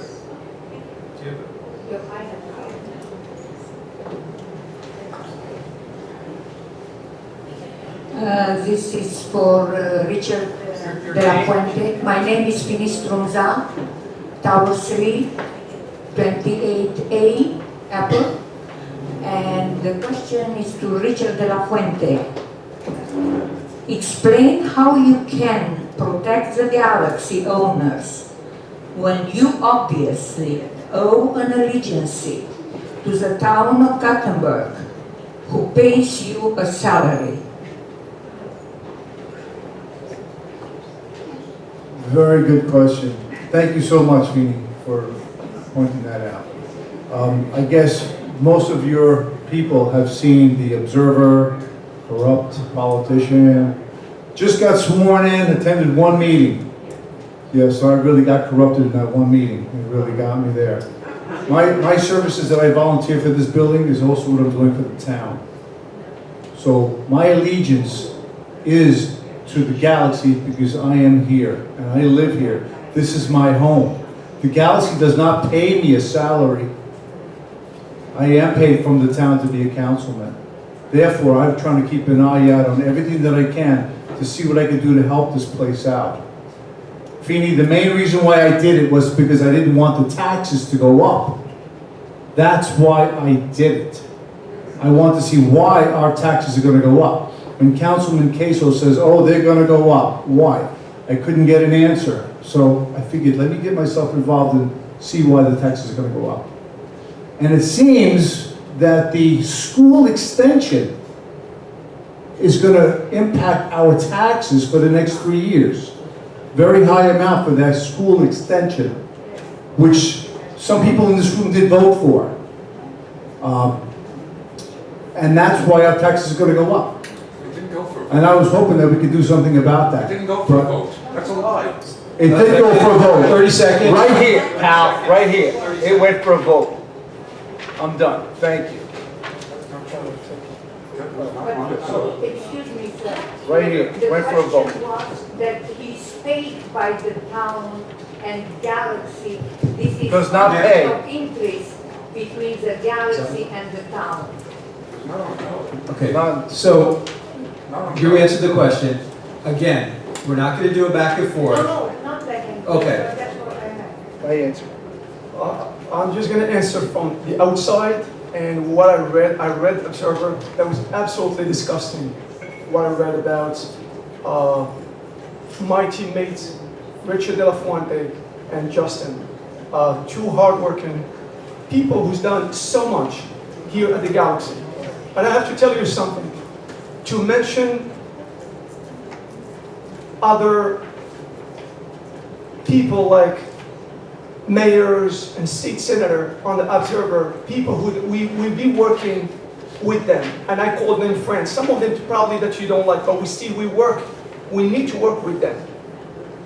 A lot of you, and all of you read that, mentioning Mayor of North Bergen and some other officials here, where I worked very closely with those people and I see the support. You may not like some of them, I may not be comfortable with certain things that I do, but again, they hold a position where you may not like them, but I think the galaxy will benefit from them. And beside me, my teammate who just sworn in a couple of weeks ago as a city council. I think we should be proud of, and a member, and at the same time, he is a Galaxy board member. How great is that? Somebody, don't you go to the city hall, put in a permit and this? I think this is resource next to us.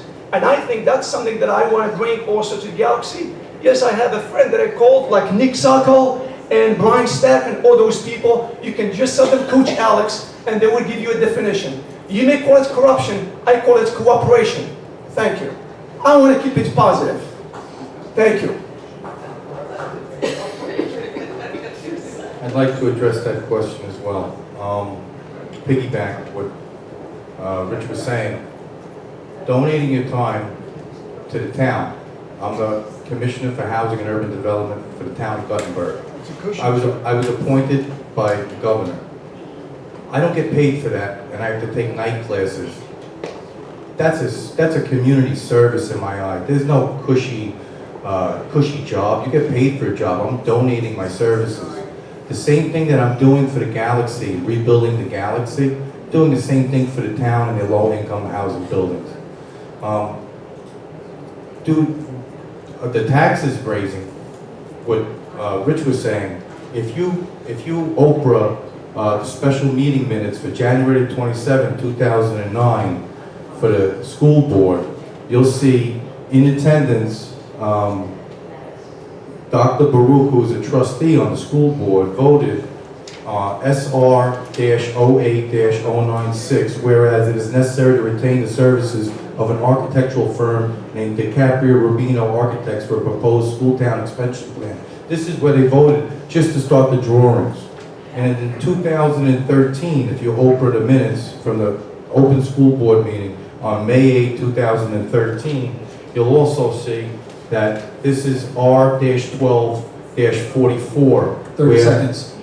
Where they basically said it will be funded in parentheses in the minutes as an other capital project. You know, basic mathematics. If you're going to borrow money, you have to pay that money back plus the interest to the bank.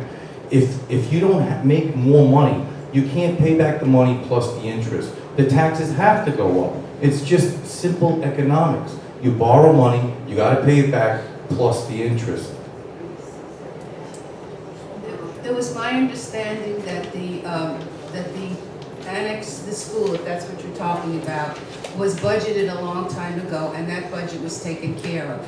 So there should not be a tax raise because of the school annex.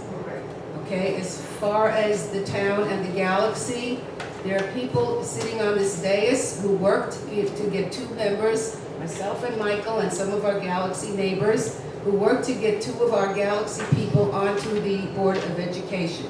And we were opposed by two other members that are sitting at this table. I'm on the school board, so I will address you, Justin, because you don't know the history. 2001, I got on the school board. We were looking to get a referendum, and we failed twice. I kept calling Trenton every day. I went around the backs of the president and vice president of the school board at that time.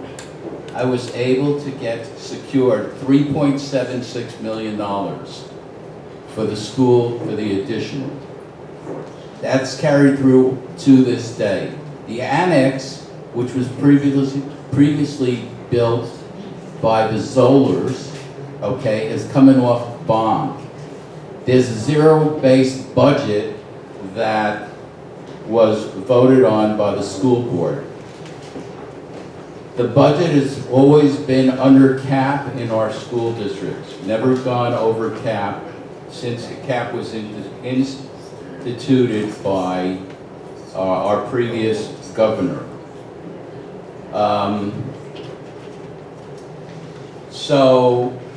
Green space. Jerry Drashoff, our mayor, was able to secure green space.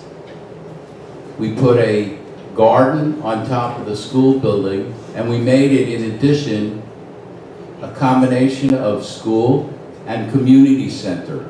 The community center roof caved in. To put up a community center was $8 million. So the amount of money you're talking about, an increase, significant increase is not. 20 seconds.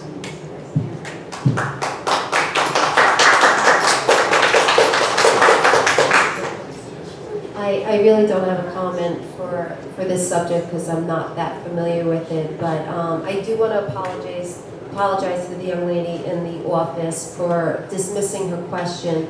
It's just that I guess I'm just I'm not the behaviors I've seen. I wasn't aware of the past of what came from past elections. So I apologize for dismissing when I heard. Will I accept the outcome?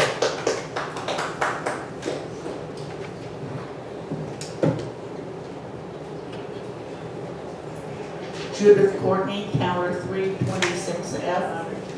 This is for Justin and Richie.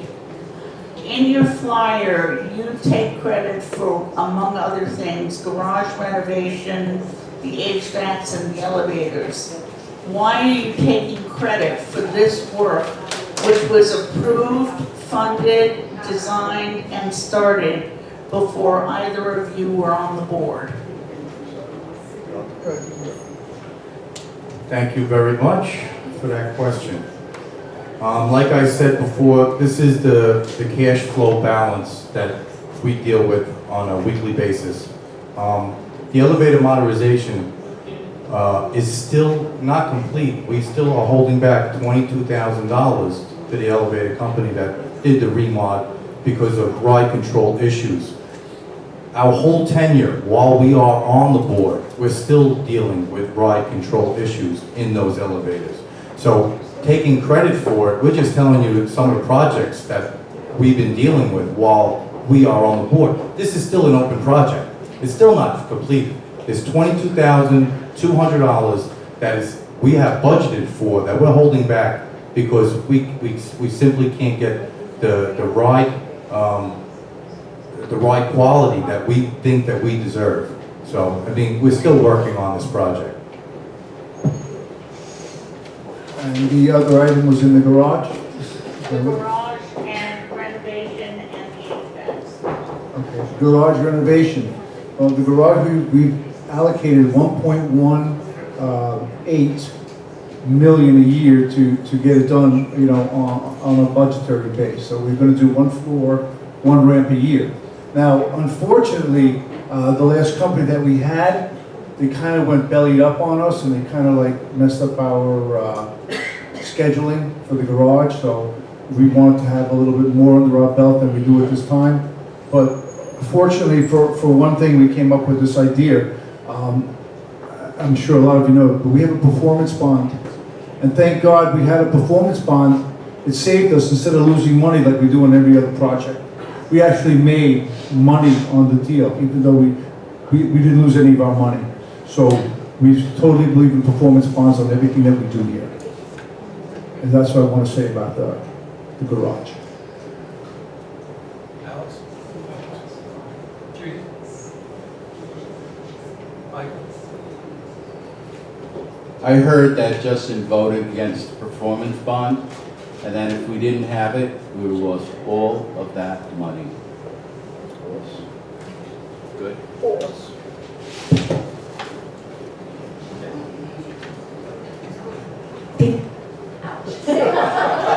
Maybe I should speak. Elena Center, Tower 231I. I'm an owner for 36 years. This question is addressed to Justin and Richie. You fellows have been on the board for 3 years now. We have outsourced FSR management for general management, lobby service with plant, housekeeping with plant, and allied for security. I would like to know if each of you have read the contracts in each of those divisions from beginning to end. If you haven't read them, why over 3 years you haven't read them beginning to end? And if you have read them, why you aren't holding these various divisions to the level that they are supposed to be performing at, such as lobby staff. Nobody is supposed to wear 5 facial seconds. piercings, which affects our standards here. Time. And image. Yes, I read all the contracts. I read every email. I read everything. Unfortunately, it's a problem that I have, that I need to know everything. Holding them accountable, we do, as much as we can. But unfortunately, whoever had picked these companies and fired all the employees and decided to go into contract with all these outsourced companies all at once, that was the problem, not holding them accountable. It was the original contracts that were written that didn't specify how much each individual would be mandatory to be getting paid and their qualifications. It was prior boards. I'm not going to name any names, but I'm sure you know every single one of those people, and they're probably on your speed dial. No, they're not. Well, let's see, 3 years on the board, and I think we've made some improvements, especially last year, with, again, keeping the staff that we have, keeping them from getting fired. We lost 26 employees in a short amount of time. I mean, that doesn't resonate very well. These people are literally abused. They're abused at the front desk by a lot of people. So we're happy to have the same faces there. Hopefully they're going to get trained better than what they are now. They just went for a training session last week, and I'm hoping that they're going to work out. As far as the contract is concerned, I have read parts of it. I have not read the entire thing. But I have gone over parts. I have done our due diligence on there, and we've had made good deals with these companies. So we do have them there for now. And the last time we had a meeting with them, we agreed that this would be, we would take what they have, giving us a free manager. We do have a free manager that oversees everything out there. So they have in part tried, and we want to give them another shot.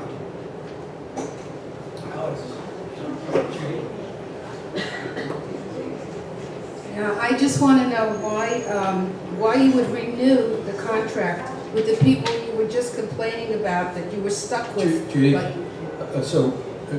the rules that I'm I going to can't- engage okay. is that if you want to answer the question, then you can answer it. If you want to make a statement after answering it, you can with your time. But you have to answer the question. Well, I would read every contract, but I wasn't on the board to read the contracts. But I think it's kind of crazy to say that you would, to renew a contract with people that you've been complaining about.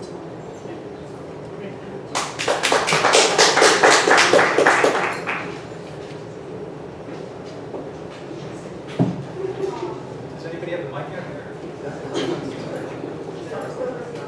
Yeah. Did you have a question?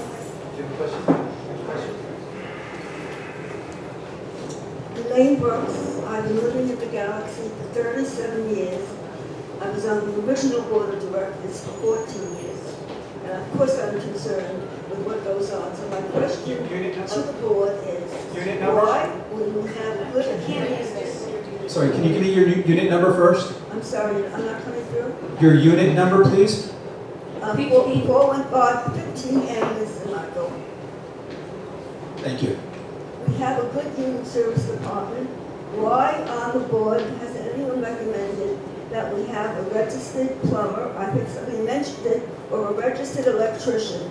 If we can't afford it, we should have them part-time. In-unit service comes in and half the time they don't know what the hell to do. Thank you.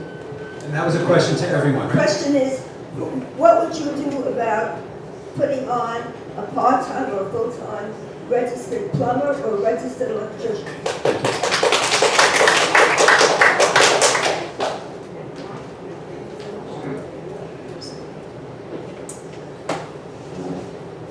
Well, let me just give you a quick definition where I live. I live in Tower 384E. You probably heard about numbers of leaks that I have. But again, I think probably I have a record. You probably may be wondering if to blame a plumber, or to blame the neighbor, or to blame, Galaxy water main pipe. I dealt with all of them, one by one. I had 7 leaks. And look at me, I put my tie on, and I lost my condo. So I am right now, temporarily, I live in 5N, with me, my wife, and my 2 children. 7 leaks. I'm going through the entire process. Okay? What I can assure you then is not just assuring you, but I'm looking at things in a positive way. I love the Galaxy. Reading, I want to raise my kids. I want to continue to do it. But yes, we do need some certified plumbers to oversee what we have. What are you probably talking about? You're talking about someone certified like a manager for plumbing. Yes, we do need that. And I think they're going through the whole process and I'm sure you've seen firing before. We had Vincent and he got fired. You probably may say if he was certified or not. But there are some good positive changes as we move forward. And I think the management deserve a good applause. And I will make it straight, and that's Dorothy. Some of you may not agree, but yes, somebody there who's working hard and making some good changes from customer service to the spa, and we've seen something. Look at the pool, for example. We have a qualified, certified pool right there. We have net customer service. Time. We have some good changes, and here you go. I have 7 leaks, but I'm still holding it in a positive way. Thank you. Elaine, the 2 guys to your left. Hi, thank you for the question, Elaine. Elaine, we have a lot of leaks in the place. It's nothing you can do about that. To have a full-time plumber, to have a full-time electrician, we have people on call 24 hours a day, 7 days a week. And sometimes we may hit a job that's a little too much for just having one guy there.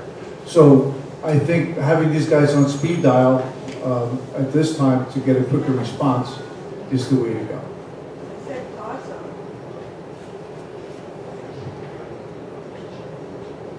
Elaine, I campaigned 3 years ago. Elaine, 3 years ago I campaigned, and I am in favor of hiring a 40-hour employee that's a certified electrician, a certified plumber. Not only that, I'd like to have a 40-hour-a-week landscaper, someone that's their job, that's their baby. I would look for long-term employees. I still tell you, I think it was one of the greatest mistakes we made is firing all of our long-time employees. This is a major problem.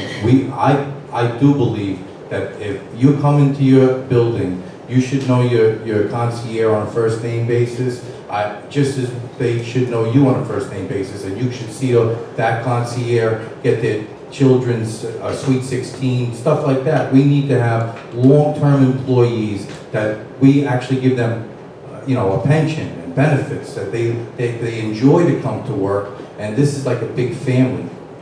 Believe it or not, I know this Galaxy is extremely divisive, but we are a big community. We're all neighbors. We should all treat each other like neighbors. We don't do that. Everybody hates everybody. I don't understand it. Okay.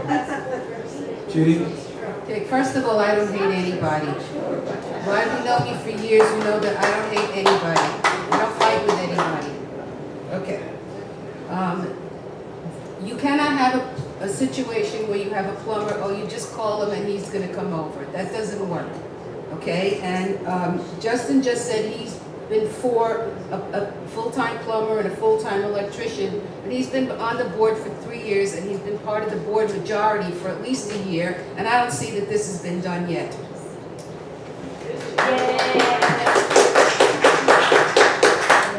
When Susan Fitzpatrick was the general manager, part of the money that was spent in that loan, and this is a presentation from May 2007, they must have it in the GTCA office someplace, okay? There was preventive maintenance. The water stacks, they were actually going down the water stacks to clear some of the sludge that is in the water stacks. There's no preventive maintenance program. So these leaks that you're talking about, 7, 8 leaks in your apartment, are because there's no preventive maintenance. If there was, these leaks would be fewer and fewer and fewer.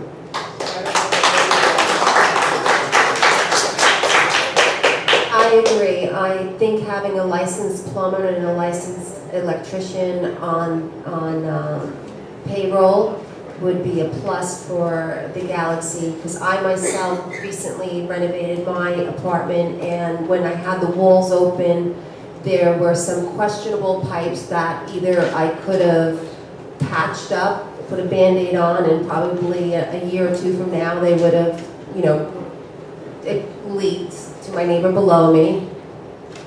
Or, but I was fortunate enough where I mean, I had to call an outside plumber, but they're expensive. And so I could see a lot of homeowners just, you know, opting to put the Band-Aid on and take the risk if it's gonna hold out. So having a licensed plumber and a licensed electrician would be preventative maintenance.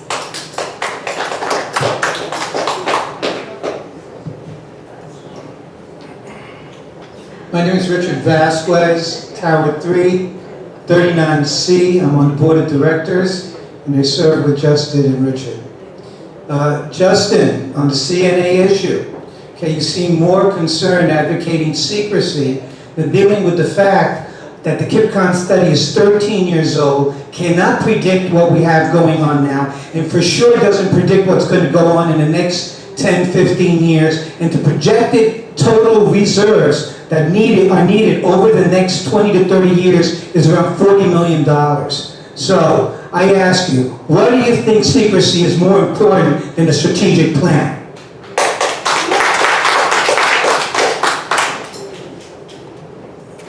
Mr. Vasquez, I really appreciate your question, even in the form that you gave it. Even in the form that you gave it, but you're categorically wrong. It's from 2012. I have it here. That's the update. That's the update. This is That's not the original. This is the KIPCON study. It's dated. Excuse me, time out again. This is his time to answer. No, he's entitled to say it's incorrect. That's his response. So you asked the question and he's responding, and that's the way we're going to handle this. We're not going to go back and forth. As I was saying, if it was updated, if it wasn't updated, it's still a study from 2012. Regardless of how you feel that secrecy is not important inside of a boardroom, coming from a board of director, that's almost shameful, I'm going to be honest with you, to think that a boardroom is not supposed to be a secure place. You shouldn't even be on the board of directors if that's the way you think. What happened to transparency? Yeah. Alex? Wow.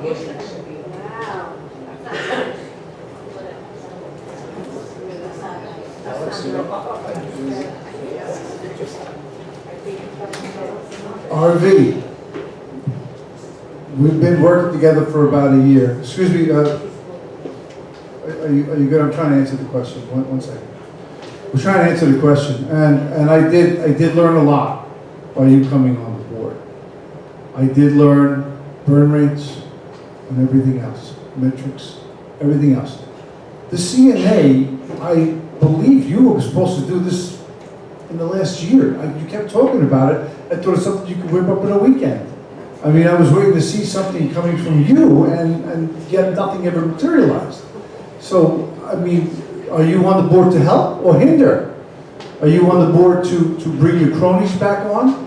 Is that what it is, to make a $40 million loan? I hear you throw the numbers, $40 million. I mean, are you looking to make a loan, Richard? Is that what it is? It's got to be a reason. We're underfunded budget. What do we need? What do we need? Do we really need a $40 million loan? This is why. Time out, time out. He's making accusations. Time out. Okay. False accusations. Please answer the question. If any of you respond in your answer by questioning the candidate, the questioners, they're going to go into the back and forth, which we don't want. So try to think about how you want to respond so that doesn't occur, but you're answering the question. Richard, why don't we work together and put together the CNA that you've been talking about? Can we do that? Thank you. Judy? I said it before and I'll say it again. I have no interest in taking out a loan. It hasn't been discussed, and I'm nobody's crony. I'm not interested in taking out a loan. I'm interested in finding out the facts and doing it the right way. And I don't think anybody up here at the dais should be attacking anybody in the audience.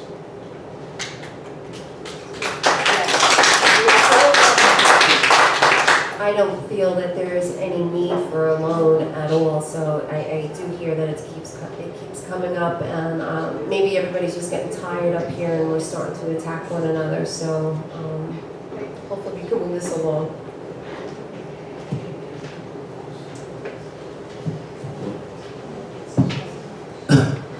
My name is Slava Lerner, apartment 239. I was responsible for the 239, Tower 2, apartment 39G. This KIP study 2012 was never accepted by the board, was rejected. But I have a question to you. I have a concern, the question to the team regarding the recently released unaudited financial statement. Taking in consideration historical weather reports which are available for 15, 16, and 17, which would include mean annual temperature, which happened to be 57 degrees Fahrenheit for 3 consecutive years, and the quantity of heating and cooling days for the same period. How do you explain that you overassessed homeowners nearly $1 million in 2016, in 2017 for electricity? This is not including the efficiencies of the new LED lighting, which was not considered, and the glorified contract which took place at the beginning of 2007, where you said that the rates would go down 7.2%. This question for the team. Alex, let's start with you. Thank you. I can repeat the question. You just said, no. You just said 2016, 2017. I was not part of this. Remember, and you were. But I can tell you something based on my maintenance bill that I received. I haven't seen any increase, but I do see that there is a surplus that I'm receiving $12 there, and my maintenance still steady, safe. The reason why I'm sitting here, and in addition to that, you can laugh. You were a board member in the past. I believe you were a president. So that's why you have that smart question. So you're not here for the positive. You're here to entertain the rest of the people. Probably. But I'm going to go back to, excuse me, no respect. We have rules to I'm speaking, and we have rules. It's my call. I'm entitled to answer the question. Very simple. So my maintenance fee was steady, okay? In addition to that, when I see a progress, hallways, garage, all this has been done without any assessment. There is money still in the bank of $7 million, where they are planning to go through the driveway and plus. Now, I've seen a lot of questions being targeted, for example, Justin Ritchie. Remember the board, and some of them here are sitting here asking that questions are board members. Justin and Richard, they are not 9. They are 2 out of the 9. You also part of this. 20 seconds. Thank you.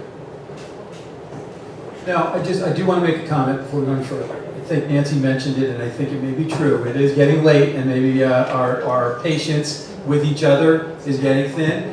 But I want you to please, if we're going to continue this tonight for another half an hour or so, or an hour, we have to be patient, okay? I want to be able to get through everybody here, but I don't want this to devolve into some, arguing back and forth, points being made, and finger pointing. Ask questions and answer the questions. To the question, we are still doing our LED light updates, so we will be seeing the benefits this year of saving electricity. We did bid it out the thermals for the gas, so we are doing that. That we've done already. We saved a lot of money with the bidding out the gas thermals, and we have the new boilers installed, and we have separate heat exchangers that are distributed throughout the mall, so we can more or less rely on those for hot water than the boiler during the summertime. I believe the question was, why did we over-assess the homeowners for the energy? Was that the actual question? Over-assess. Well, I believe that you would know, when we make a budget, we project what we think the energy is going to be. What we think. It's a mathematical equation based on prior years and usages. It's an assumption. We over-assessed in one part, but we under-assessed in something else, and in the end, you're actually getting money back because we're within 0.5% in the total budget. So you have to look at it in an overall. And Surplus of $720,000. $720,000. Sir, please.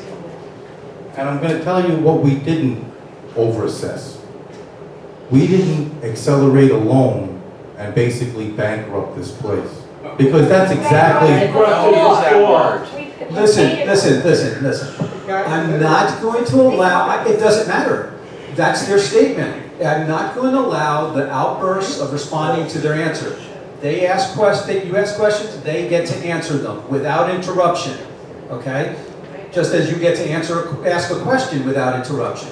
Please, let's go through that process. Do not interrupt the answers. They get a certain amount of time to respond, and the next person gets their opportunity. Thank you. We didn't accelerate a repayment of a loan and force people into foreclosure at one of the worst times in American history to accelerate a loan. We didn't do that. What we did was go hard against people that owed us money for multiple years. We're talking about $5 million. We were owed $5 million because a lot of people were forced not to pay their maintenance because it was like double. It doubled the maintenance.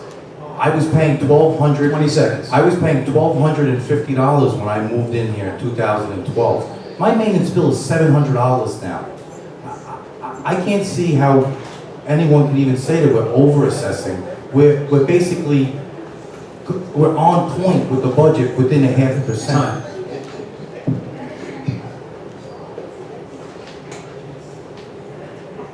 I just want to say, if I hear that word loan again, I think my head will explode.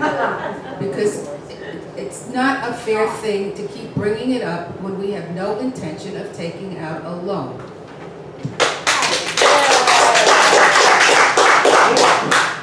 Energy. Energy is very important because there are really about 4 major things that are in the operating expenses here at the Galaxy. Salaries, health benefits, energy, and also pension. When I was on the board, the whole idea of energy came up. We tried to get the best rate. So we got a consultant. It's very important to get a consultant because they're an expert in energy. The other thing we got was somebody who was an efficiency expert. That person was able to point out that the transformers in certain floors were failing. That's that humming noise that you hear in the hallways sometimes. Susan Fitzpatrick started a replacement program to replace the transformers. You can't replace them all at once. It's huge expenditure, so you got to space it over multiple years. But by doing these little things, we're able to save some money.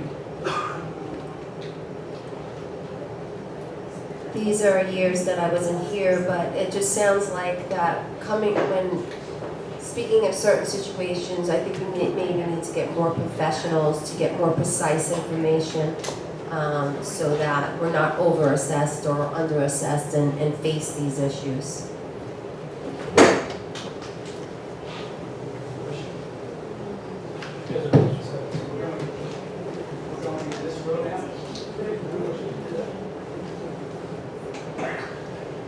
Hi, Norma Madigan, I'm in Tower 216P. This question's for everyone. I guess we can start with Michael. When I moved into this complex, I really liked the mall. Not so much anymore. So I'm asking each of you, what do you think is the most critical issue for the mall, and what would you do to resolve that issue? The most critical issue with the mall is leaks. If you go down to the lower mall, just take a stroll down there tomorrow and take a look. It's a shambles. It's a shame. The water is leaking into the movie theater. This is where the town is planning to put their town hall. This is where the library is supposed to be. Nobody's going to move into the mall with leaks there, especially the town. You have to work with the mall to remedy the leaks in the mall.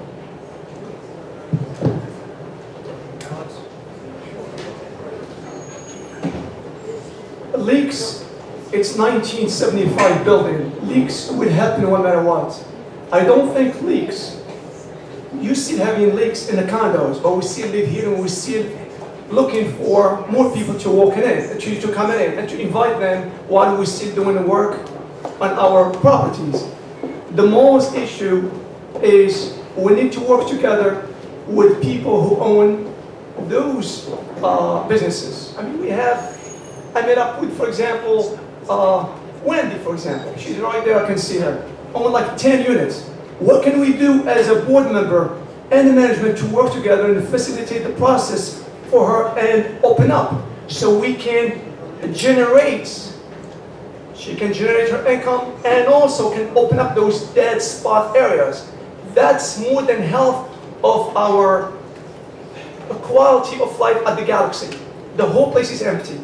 I don't think it's a leak. A leak doesn't happen every night. But we could cooperate with them and invite a new franchise. Maybe Starbucks. Maybe there are so many places that we can bring, again, a quality, not just, excuse my language, but this is the Galaxy, and we need to stay in high-end things. So if you're expecting a result, and I think that's what mall deserve more than what we see right now. That's a great question, and the mall is really a wonderful place. I remember when the kitchen was open and the pizzeria. I mean, it was nice, but even back then, there were a lot of closed businesses. We really need to work with the association from the mall and, put a plan in place. The town hall, moving into the town hall, I think would be a great thing for the town. For the house. Yeah, for the town. It would Not be. for us. Of course, for the Galaxy, because we would be the anchor client there. You would have everything from ports to, to getting all your permits and everything right there. So it would be a great thing. It would be a joint venture. I know that the movie theater requires probably millions of dollars in improvements because it's so flooded out, such a bad shape, that if we could have somebody come in and actually, make some progress and make it, pleasing to the eye when you come in there, I think that would be a great help. But the mall is definitely something that needs to be worked on. One of the first, actually the first motion that I made in open session was to redo the signs on Boulevard East for the mall. Me, Richie, and it was Brian at the time that ran, we're willing to help the mall in any possible way we can, and I could speak for the team now. We are all for the mall. The mall is just a big part of the Galaxy as every unit here. It's equal in every way, shape, and form. There's no difference between the mall and each unit. And I mean, I can't tell you why in the past they split from one to the other. They must have been something that made them split, but going forward, I'm willing to sit down with the mall association and hash out anything possible to make that mall into what it really is supposed to be. Well, I'm 100% for working with anybody on any issue. I will sit down with anyone at any given time. Anybody in this room that's ever spoken to me for 1 minute knows I will give everybody the time of day. My phone is always on. I answer every phone call. I'm willing to discuss any issue at any given time. 100% the mall needs to be redone just like the Galaxy is getting done. And I'm all for helping them any way possible. Again, the biggest problem in that mall is the leaks. 2 of our opponents have been on this board for 3 years and have been part of the board majority. In 3 years, there hasn't been one damn thing done to fix that mall. It's still bad. Why would they start to work on it now? Because they want to be elected. I want to work on it because I live here and I love this place. I recently walked the mall and I looked at it was just neglected. The leaks have caused deterioration and it's a shame. I do understand that the mall association and the board association are in conflict now, but there should have been a meeting of the minds a long time ago and rectified. I would like to see, yes, the town hall, it's a tenant. It's not a bad thing. But what about the other, the other 20 units or however many empty units? Right now, no restaurant could ever take a place in the mall because it would be a health hazard. So the mall should have been addressed a long time ago, and it needs to be addressed, and it will help the value of our property here at the Galaxy, and it would add a nice quality of life.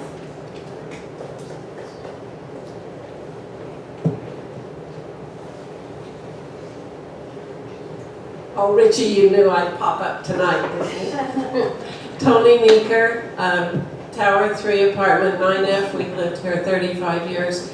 My husband was one of the first to close on an apartment in Tower 3. So I have lots of questions, and I usually find Richie in the elevator to address them. Anyhow, you say our property values are up.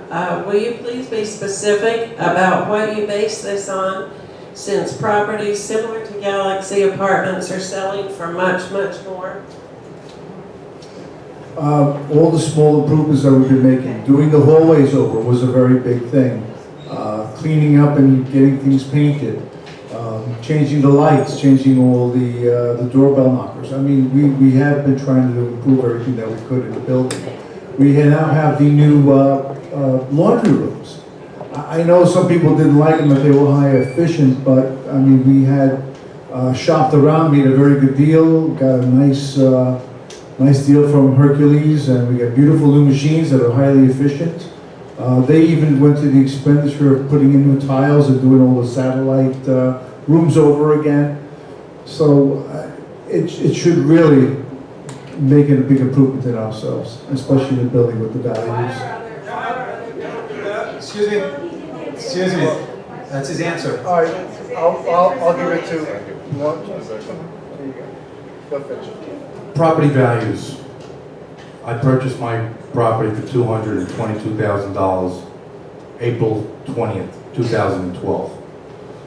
I recently was estimated at $380,000 for the same unit.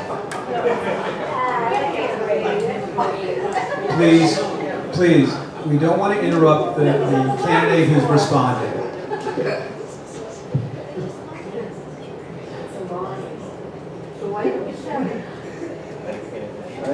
All right, we're going to talk about property values. Property values. I have this piece of paper that was given out in a meeting last night in this very room for a meet and greet, where it says increased property values consecutive year. This is from Baruch, Bakuza, and Freimer. It says this increased property value in consecutive every year. This has nothing to do with the board of directors' efforts. People people buy here who cannot afford to buy in Hoboken or Jersey City. More importantly, the sale price of the Galaxy compared to nearby condo buildings without our spa and pool are lower than many of the other examples. So you're actually disqualifying that we have better amenities than everyone else. But more importantly, what we're actually saying here is we're second class to Hoboken and Jersey City. This is what this paper says. People buy here because they can't afford. Excuse me, we're not, I'm gonna shut it down, because I know that it's getting late, and maybe that's the reason, maybe everybody's tired. But if we're not gonna be respectful and let the answer be made by the candidate, I'm just gonna shut it down, because obviously everybody's gotten, to their wits' end. So, please, be cooperative. And I'm gonna tell you a statistic that will prove that the property values did increase. 2 years ago, the owner-occupied to rental rate was about 50 to 55, 30 seconds. to 45.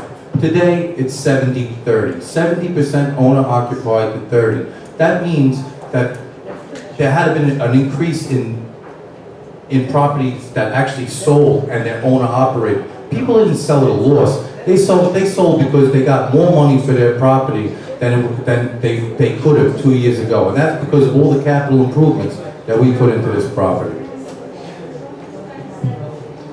Okay, Judy? People buy and sell apartments for lots of reasons. I would have to see the facts and figures about how much money these people sold their units for that was such a big profit over what they bought them for. People who bought their apartments here at the height of the market cannot even sell them because it would be such a loss for them.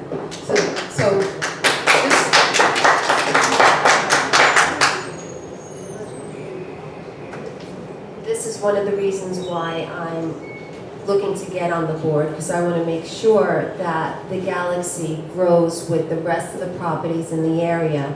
And the reasons why it's not is because we do not have the curbside appeal, so we can't even draw the people in to look at the Galaxy. The mall kills the look of the Galaxy, the service, but all of these things can be fixed and they need to be addressed because it's an important time right now for the Galaxy, because down on River Road you have a lot of new construction, and this coming spring, that's when everything's going to start selling. So now's the time. We can't waste the time to do what we need to do to get the Galaxy to where it should be.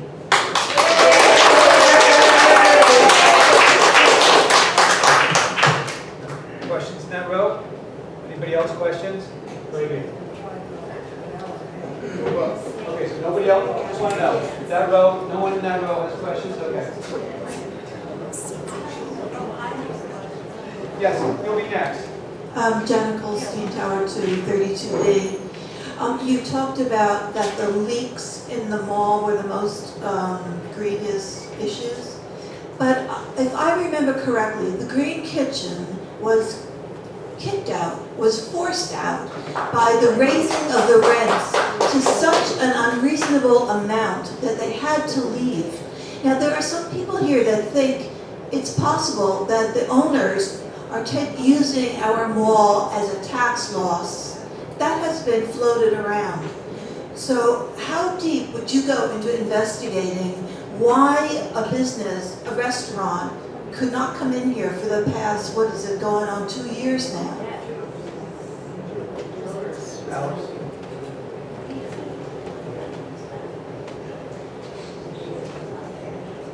I don't think by keeping doing the same thing again and again and again and expect different results. So back to what you just said, so it's not the leaks.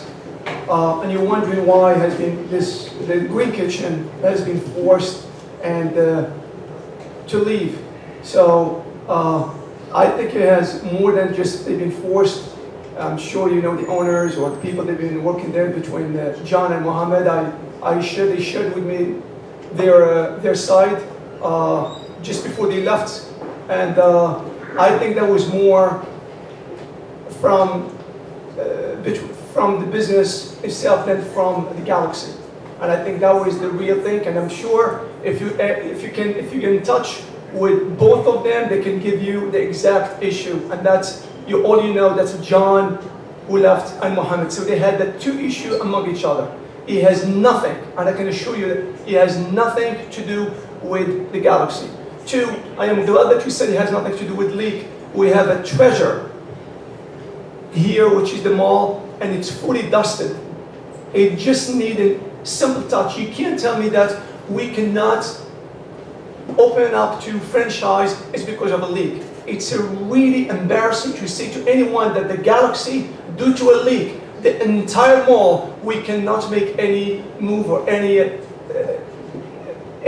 we cannot move forward with this. 20 seconds. So that would be my call, and there is a lot that we can do in that mall. The mall is a very nice place, and it's going to come back. It has to come back. It can't stay the way it is. Justin and I, we did do some improvements for them. We got some signage for them. We did what we could do. We unraveled a sign that was on the top of the ramp on the 16th floor, which had mall covered up with metal. We don't know why, but apparently somebody must have made the mall some years ago, so we unraveled that. So it does say Galaxy Towers and Mall when you come down the ramp. But we have to be careful what we say about the mall because I believe we are in litigation and we really can't talk about it at this moment. Thank you. I know this is going to upset you, but I'm going to tell you straight out, Janet. Each individual unit in the mall is a privately owned unit, just like your unit, and I can't tell you what to do with your unit. It's your personal prerogative. The board can't tell you how much to rent your unit for, how much to sell your unit for, or what you do with your unit. Unfortunately, the board doesn't have that type of control. The Mall Owners Association might have more control in something like that. We really need to sit down with the association. Like Richie said, we came in with fire, but unfortunately, circumstances arise that was out of our reach, where we got handcuffed, to certain things. And like he said, there is pending litigation. So, I mean, really discussing the mall in an open setting like this is not proper. But I'd like to go back to the energy consultant that Michael Baruch said that we need to get, but we actually did get an energy consultant. And the energy consultant came in with a certain type of software where we bidded out this contract for the electricity and for the gas for 2 weeks, and they bid against each other with blinders on. They couldn't see who was bidding against each other. The biggest gas companies in the United States of America bid against each other. And then 2 days before the end of the auction, they took the blinders off, and we saved another % on it. Each year, because we chose that energy consultant, we're saving over $150,000 on our electricity, another like $180,000 on our gas, because we did hire the energy consultant, and that's exactly what we did. We are hiring professionals. We hired Wells Fargo as an insurance broker. We actually have a real insurance broker now for the first time. We have, thank you. All right, getting back to the mall. The Galaxy, whether you like it or not, the Galaxy controls the pipes and the drains that cause the problems in the mall. If we don't fix it, nothing is going to happen, and they have had 3 years to work on this, and nothing has happened. You don't want to own a business in a place that's full of leaks. If you look at their budget analysis report every month, there's commercial operating expenses, and there's also residential operating expenses. The lower mall, where the drains have not been put under preventive maintenance programs, is part of the residential operating budget. It's not part of the commercial, which is the mall. So we have to address that problem because it actually is beneficial to the owners here at the Galaxy. You had asked to what extent we would go to correct the conditions at the mall or show interest in the mall. And I have to be honest that Michael and Judy and I already sat with a couple of the owners. Yes, and they are individually owned, and you can't force certain situations. But we did have to learn. We did learn that the Galaxy does have responsibilities. And that because of the neglect of our responsibilities, there are leaks, and businesses cannot move in because we're not holding up to our ends of our responsibilities.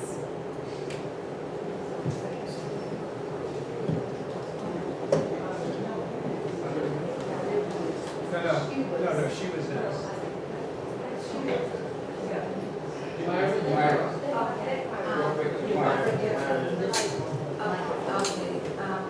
Brodsky, apartment Tower 3, 16C, and this is for Justin.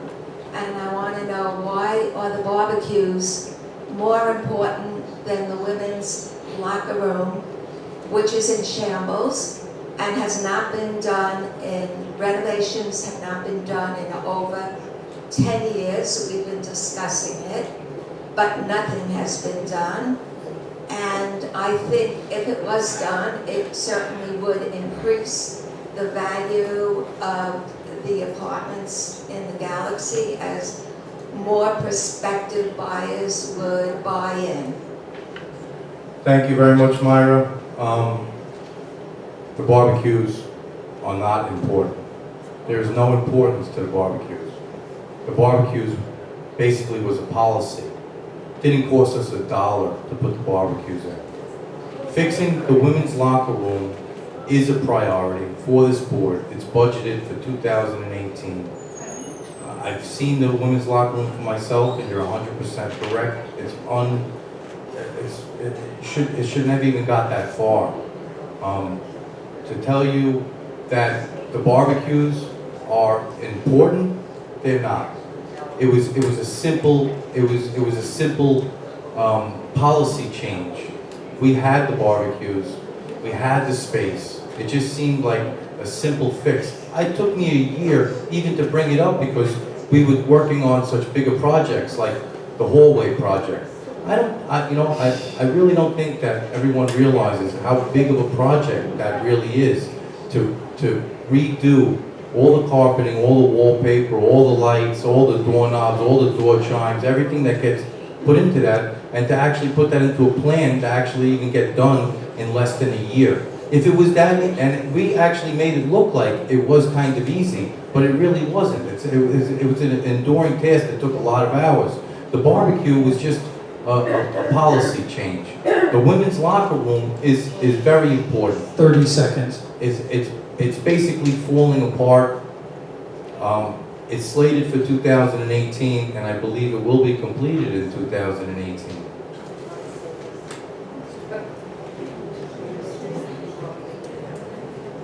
According to my knowledge, I think the barbecue was an incident back in summer when one of the residents, I believe, here from the Galaxy, had a barbecue in the mini park. And that's when security and the cops came in. And I think from that time arises into awareness where people want to barbecue. And that's when they came up with the idea where it can be done, and it was back and forth.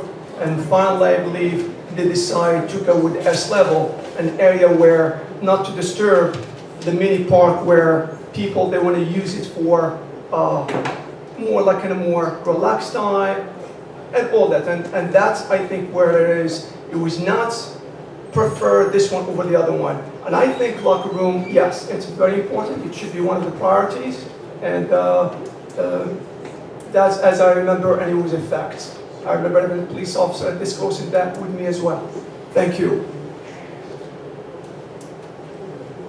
Well, lucky we have the women's locker room is on slate. We have it budgeted to do for 2018, so it's going to get done. And with that, the barbecues, I think they cost us $50 or $100 per barbecue. I think we have 2 or 3 down there. We didn't even have to buy the picnic table. We had that on 17 in storage, so we were able to use the table. We did buy a couple of garbage cans to put next to them. So the total cost was nil, and now we have barbecues.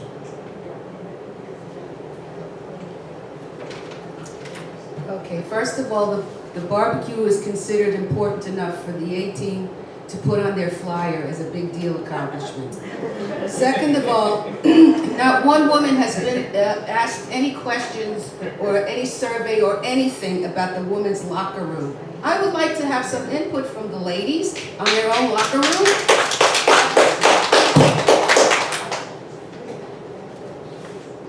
Committees. The ladies' locker room, it's very important. The men don't care how their locker room looks. These women, they dress themselves up to look great for us. They have to have the best place to do it.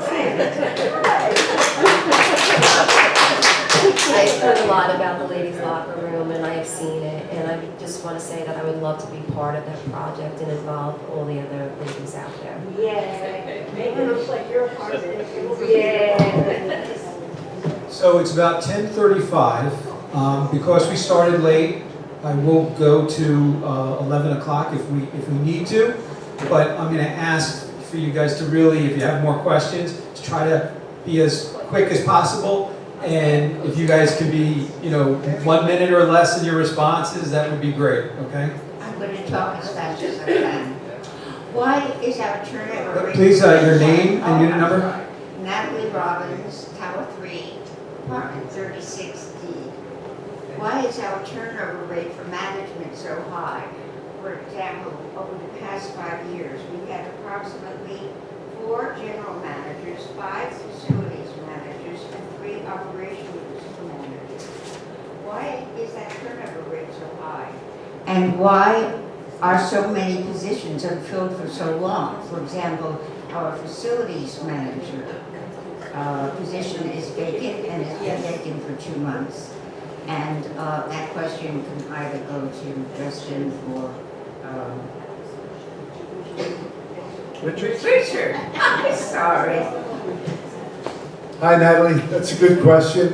Yeah, we do have a big turnover rate. I would have to say the first thing, and I could sum it up in one word: abuse. I believe they all get abused, and now we have a reputation where people don't want to come to work here. We've interviewed so many people for that final position that Vince was in. We went through, I think, over 100 applications, interviews after interviews after interviews. And we finally got one guy, and that was it. I mean, the spot is still vacant now. It's such a difficult position to fill. Nobody wants to come over.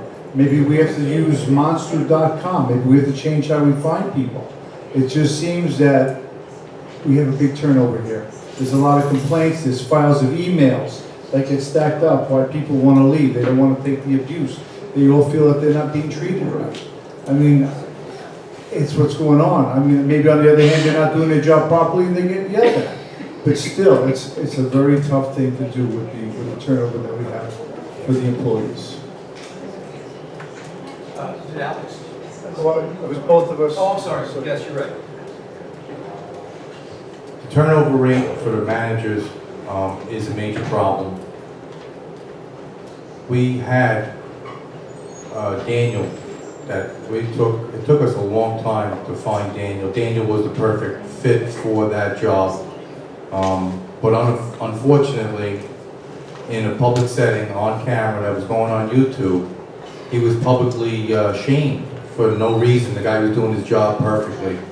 But yet everybody throws the word management and says, management's doing a horrible job, management's doing this, management's doing that. And a serious career professional doesn't want to have their name smeared on YouTube for the whole world to see.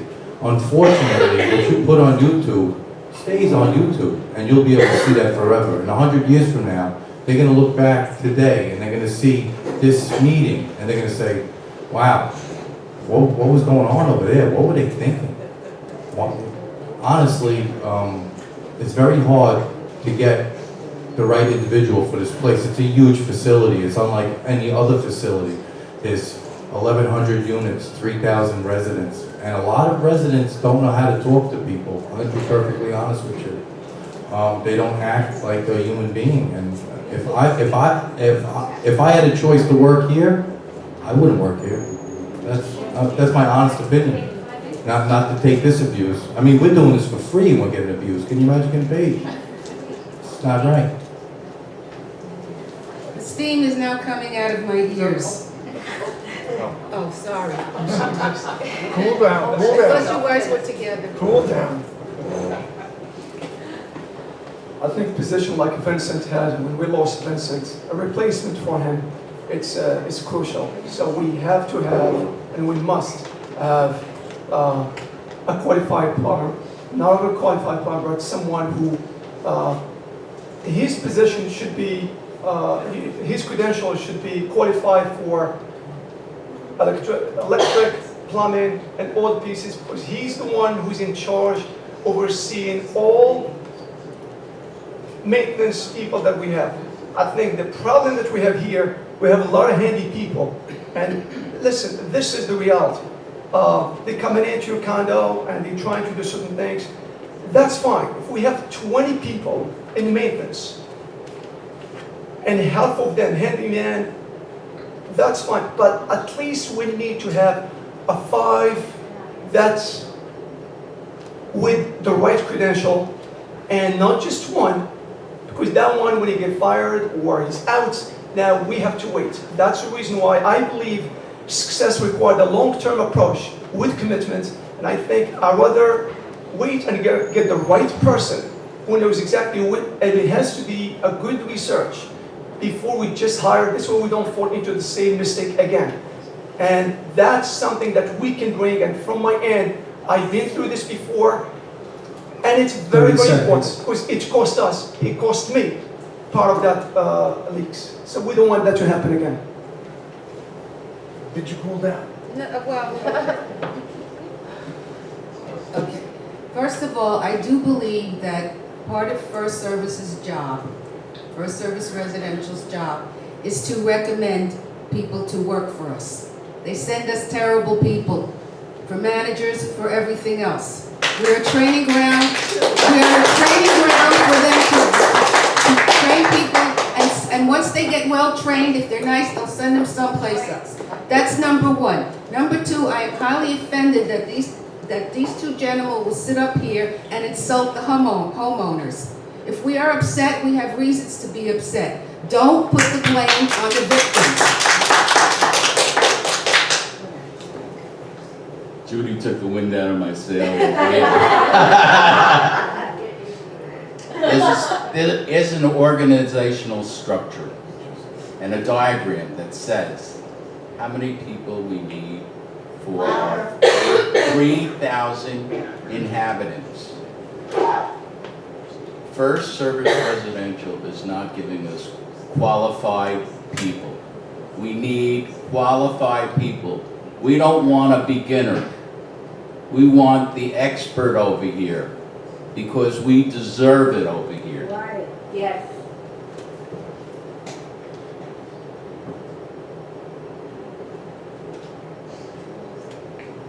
We lost some good people over here. Martha. Yes. Martha was great. She took care of all the front services over here. But I hear that the general manager over here abused her. That should not come from management for people that work very well. I'm not here long enough to see this turnaround, but I can say that if people are being mistreated and people are being abused, I do not support that. I think we all need better communication, because just abusing one another, we're going to go nowhere.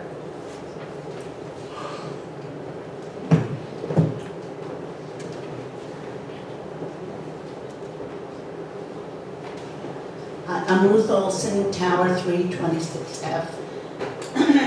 And this is probably mostly for Justin and Richie. since they're already on the board. What I'd like to know specifically, in the contracts for planned and for our management, for FSR, what are the evaluation processes and review processes that the board uses specifically to rate them? And what are the consequences in the contract for poor performance or failing performance? But please try to be specific. Thank you.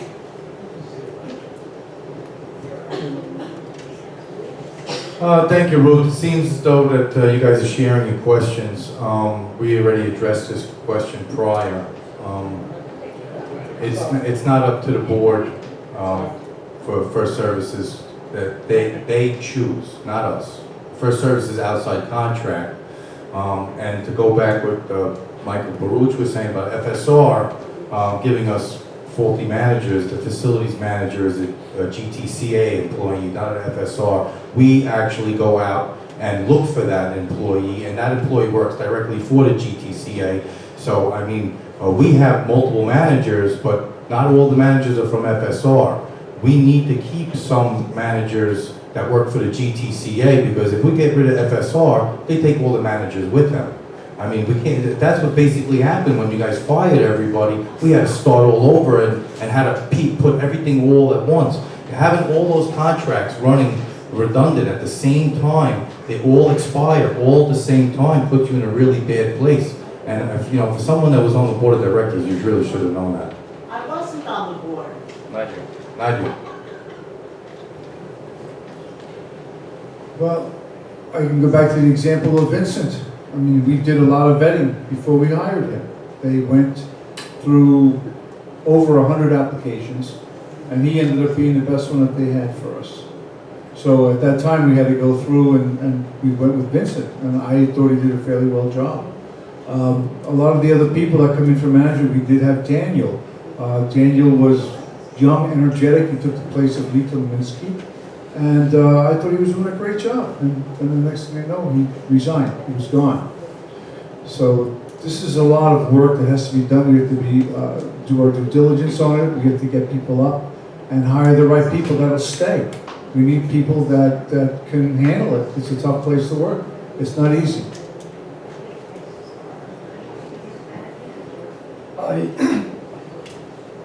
Since we've been here, I know there was a lot of turnover in terms of management. And I think there is a lot of firing that's happened. Don't blame it, you know, I think the blame not just goes to the management. Again, we all are part of this. We don't want to be looked at as the flagship of firing. Because that's how right now, to the point that you will be putting application form and asking for position on a lot of people that may not be interested. So if we're going with a lot of firing in a short period of time, I don't think that's a healthy thing. So what we have to do, we take our time, and you just have to, we need to be very, very specific, and we need to know exactly who we're looking for to hire the right people. It's very, very important, but right now, it doesn't look like, yes, you can fire the person, but what's next? Restart again, restart. How many times are we going to restart through the same transaction again and again? I don't think it's not fair for anyone here, and I don't think that we benefit from it.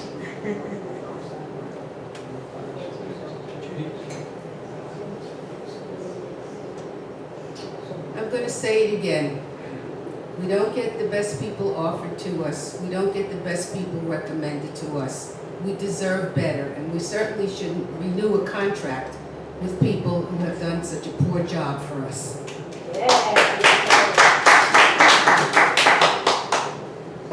I love to watch TV, and my phone rings one night, a phone call, asking me if I would like to be on a committee, a subcommittee of the board to decide if we should have inside versus outside management. So we researched this. We worked hard as a committee together.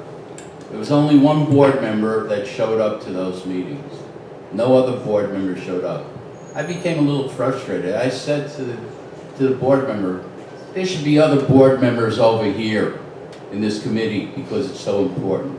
But at that time, we decided probably we should go to outside management. And it's not such a tough process, okay? Because you evaluate a general manager and you go from inside management back to inside management from outside management. So this board member went back to the board, presented it, and got poo-pooed by the board with regard to that. Then we saw a presentation by First Service Residential. Oh, I got the right person for this place, okay? All right? And this was the person who was the criminal, presented to us, but we didn't know it at the time. So when I say that they give us poor quality people, it's the truth.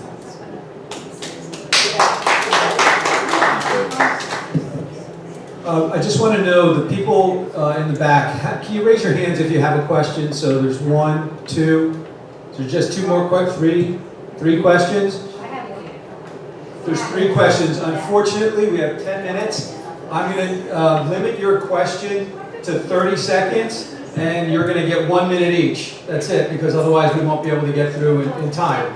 Okay? So, can you give it to that gentleman right there?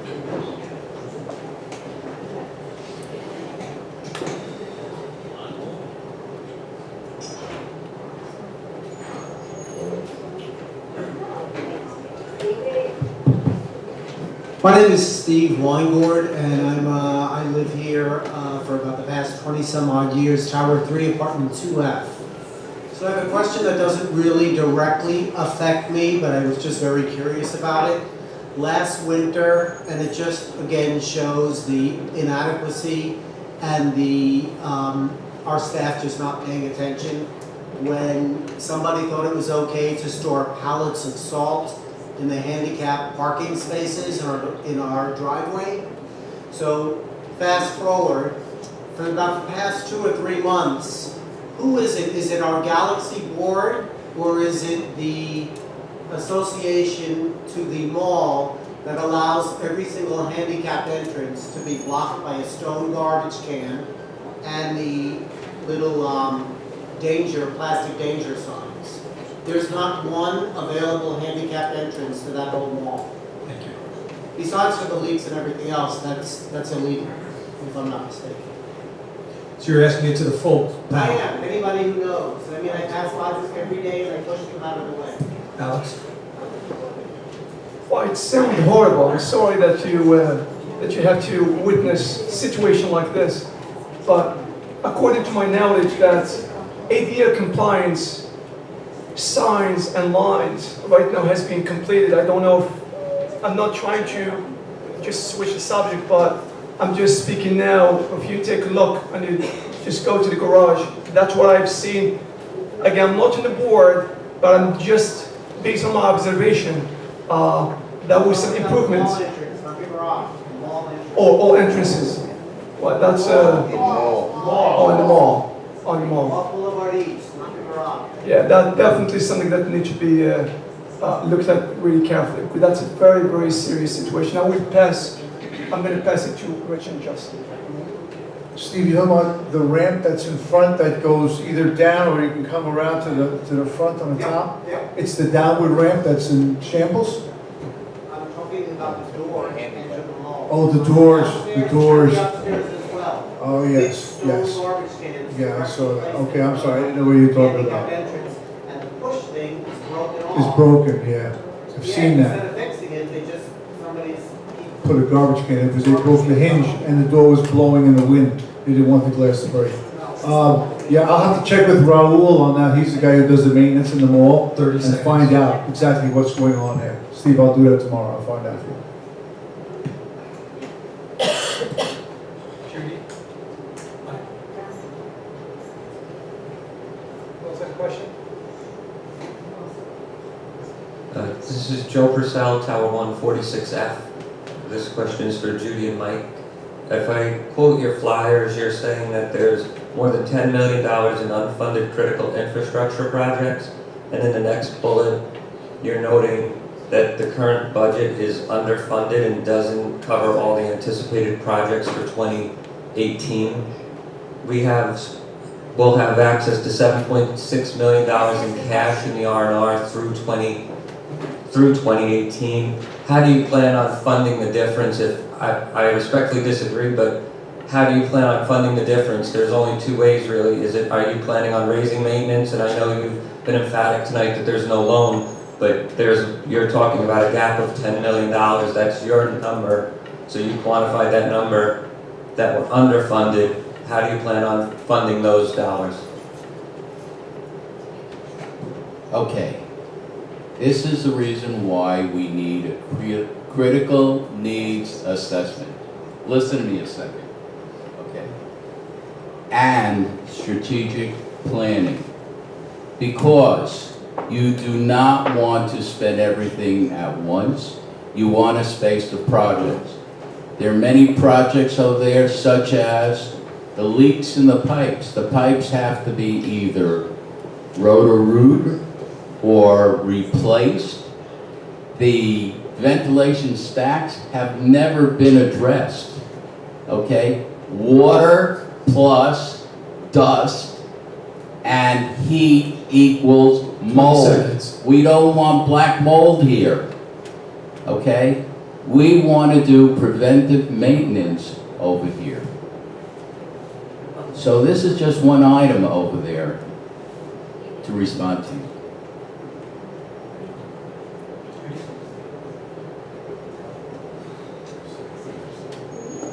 You have to pick and choose where you spend your money. Every penny, as far as I'm concerned, counts. There's no small amount. Everything is important. Don't throw parties for people with homeowners' money and maintenance. Don't. The social committee threw parties and everything was paid for. Nothing came from the homeowners, ever. Okay? You look for every penny, you watch what you spend, and you watch how you spend it, and that's how you do it.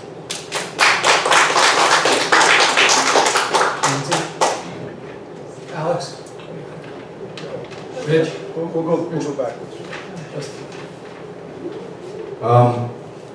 Thank you, Joe, for that question. That's probably the best question of the night, is how would you fund the $10 million that you're saying that we don't have?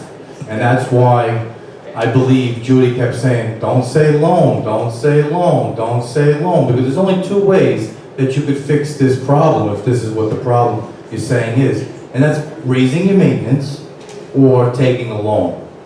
Like Joe said, we have $7.5 million in the bank. We've been doing capital improvements for the last 2.5 years at a big rate.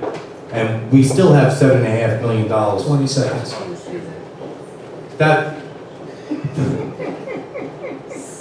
I really don't think that we need to raise the maintenance or take a loan. If we continue to do the projects at the rate that we're doing and continue to put $3 million in the bank, we should be fine. Time's up. I concur. No, we're done. Let's go backwards. We're done. We're done. There was who had a question in the back? There was three people that had a question that hadn't asked the question before. There was a third person back there? Okay, but you were sitting here before, so if, it's 1 minute of, I would have to come back to this first row. I don't think there's a need for that at this point. We've gotten through a lot of questions, it is 3 hours, and we have to go through closing comments. So, She has the mic. oh, I'm sorry, I didn't see you. Thank you. Okay, hello, my name is Wendy. Tower 1, 20C. Yeah, I just he is question is Green Kitchen 2 year, another 2 year. Is Galaxy is another problem, okay? Customer coming here is not easy. Is one customer coming here on the restaurant? Is last year able. Saying is the Galaxy permit only high outside engineer. Saying is permitted is now. It's how much months? 9 months, 10 months. Ma'am, do you have a question for the candidates?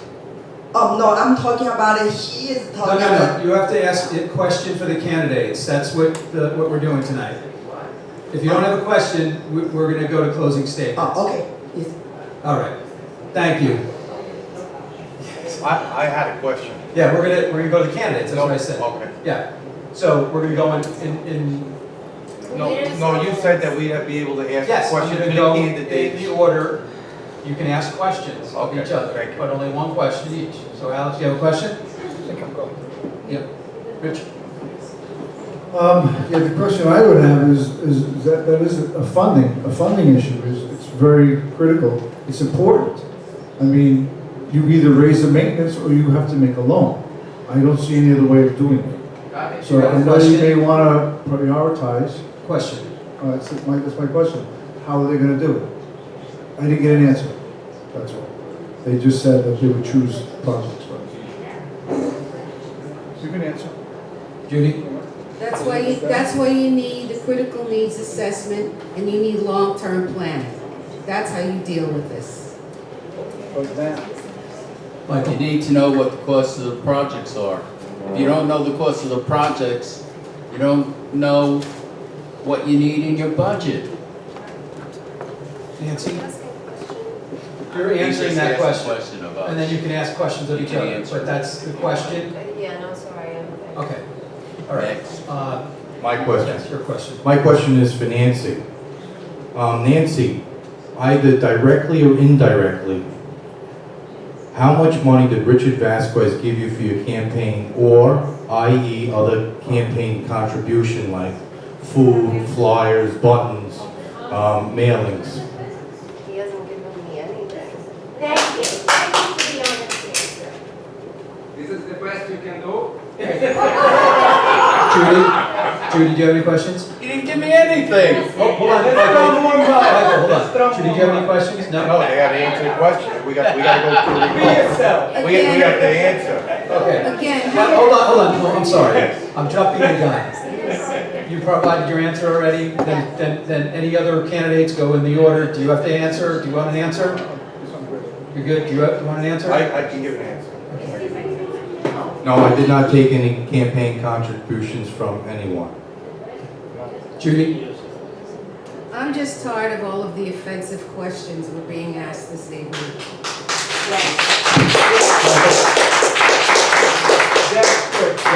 you have an answer to that or no? Michael answered already. I'm on the school board in town. It's a job, a non-paying job for 15 years. Okay? I think I'm doing a great job because we got a new addition to the school over there. The board of directors here at the Galaxy is a non-paid job. But we have 2 board members who work for the town. To me, that is a conflict of interest. Yes. So you went through questions. You said you had no question. Did you have a question? Did you have a question? Was there a question? I thought I was answering his question. Did you have a question? Okay. No? Okay. All right, now we're going to closing statements. All right? Nancy, you're going to start. And you have 3 minutes. It'll be quick. I appreciate and value everything I've heard tonight, and I want to get down to business to do the important, necessary work to make the Galaxy reflect the security, confidence, and pride we want and we deserve to feel about our homes and community we share. Thank you.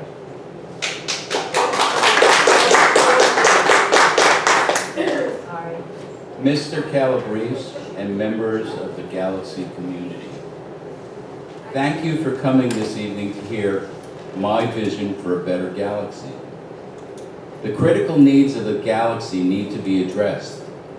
It is extremely important to have critical needs assessment with strategic planning in the immediate, short-term, and long-term. We need qualified, responsible project management professionals who will take responsibility for their work product and true consequences written into their contracts if they fail to deliver. We need preventive maintenance to make sure our systems last as long as possible, saving the homeowners money in the long run and building up our reserve account. We need the proper management team and appropriate number of qualified staff members to address the repair services that we need. Metrics need to be set and reviewed to make sure that we are receiving the services that we need. The board needs to be more receptive to the owners and have more presentations to inform the owners of financial information. We must return to the committee system that has worked in the past and use the information to relay to the board of directors any needs of the community. In addition, this would allow the association to ask questions and have the board of directors respond to their concerns. Remember, I was a director in the past, participated actively, was involved in budget analysis, strategic planning, construction projects, and human resources. To me, the choice is obvious. A vote for me, Judy Freimer, and Nancy Kakuza for members at large mean your directors will be active board members, protect our investments, and make our property values.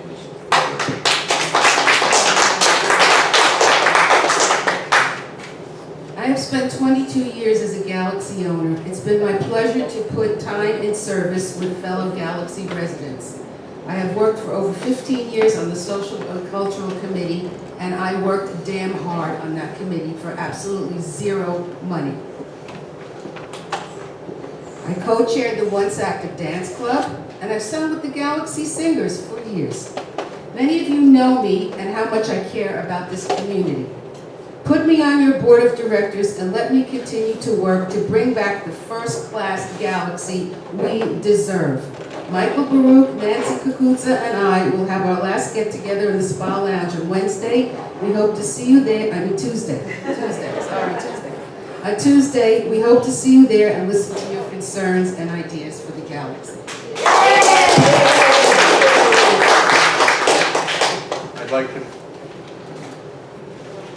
I'd like to state for the record that Michael Baruch did not answer the question as if he did take any campaign contributions, and that they both, Judy and Michael, did not explain how they would fund the $10 million shortfall that they believe that we have. They have no answer for that. And the only answer that they could is either take a loan or assess you. That's the only answer that they have. They never gave any answer on it, but they're campaigning on that. And you know, I know Judy said that she's on the social committee and she doesn't think that we should have a party for everybody because it costs them money. The social committee wrote a letter to the board of directors saying all the stuff that they bought. Some of the items were folding chairs, dishes, a piano, all kinds of things. They have 2 storage rooms on level 8 and tower 2 that if you split apart the storage rooms, even though we have a 7-year waiting list for storage rooms, the social committee has 2 storage rooms with teacups and refrigerators running 24/7. If we broke apart those storage rooms and made it into storage bins where we get $21.40 each, we'd fit at least 30 of them in there. That'd be $10,000 a year. So we're actually losing $10,000 a year to store teacups. I'm just saying, that's the things that you'd have to worry about somebody on the board of directors, that they don't want to have a party for everybody, to get everybody as a community to come together, but yet they'd rather waste our homeowners' money by storing teacups. I'm going to tell you, I work very hard for this board of directors. I bring a business mind. I look at everything as dollars and cents. And at the same time, we're a community. We need to come together. Please vote for the Galaxy 18 in this next election, March 7th. Thank you. If you have that room, it leaks. I want to thank you very much for coming out tonight, giving us an opportunity to speak. My heart is in my home. I'd like to keep this place going well. I would appreciate another 3 years, and I'll do my best I can to keep it, keep what we're doing. Keep the going on, keep things moving. Before it has been stagnant, now we're at least getting things done. Maybe some people don't like the finishers and everything else, but we are making changes in this place. I want to thank you again for listening to us, and I hope that you guys end up making the right decisions with your votes. And we do have 2 other nights, Tuesday the 27th, 7 to 10, we'll be down here to answer questions. And also Tuesday, 3/6, 7 to 10. So if you have any questions first, please come down those nights, and we'll be happy to talk to you. Thank you. First, I really want to salute you, Mr. Calabrese, for our show here and a nice, smooth transaction. And it really means a lot to all of us. Two, like to thank you, Justin, Paul, security, and every member who's behind this. For 16 years, I have had to manage my independent business. I have worked it from the ground up and had to deal with contractors, manage funds, keep our security, employees happy and in positive environments, and grow business relationships. I feel my business experience will aid me in benefiting the Galaxy to the best of my ability. Again, I would like to thank everyone for coming out tonight. For those that haven't gotten a chance to ask questions, we do have 2 more nights that you get to meet us. It's called Meet and Greet, and just you get to meet the Galaxy 18, and that's Tuesday, February 27th, and March 6th, which is the night before the election, between the hours of 7 and 10 p.m. Once again, I can't thank you enough and taking time from your busy time. I hope you go home. I'm going back and just, just look at this, do your own homework, and we hope that you elect the Galaxy Team A, which is Justin, Richie, and myself, Alex. Thank you, and have a wonderful night.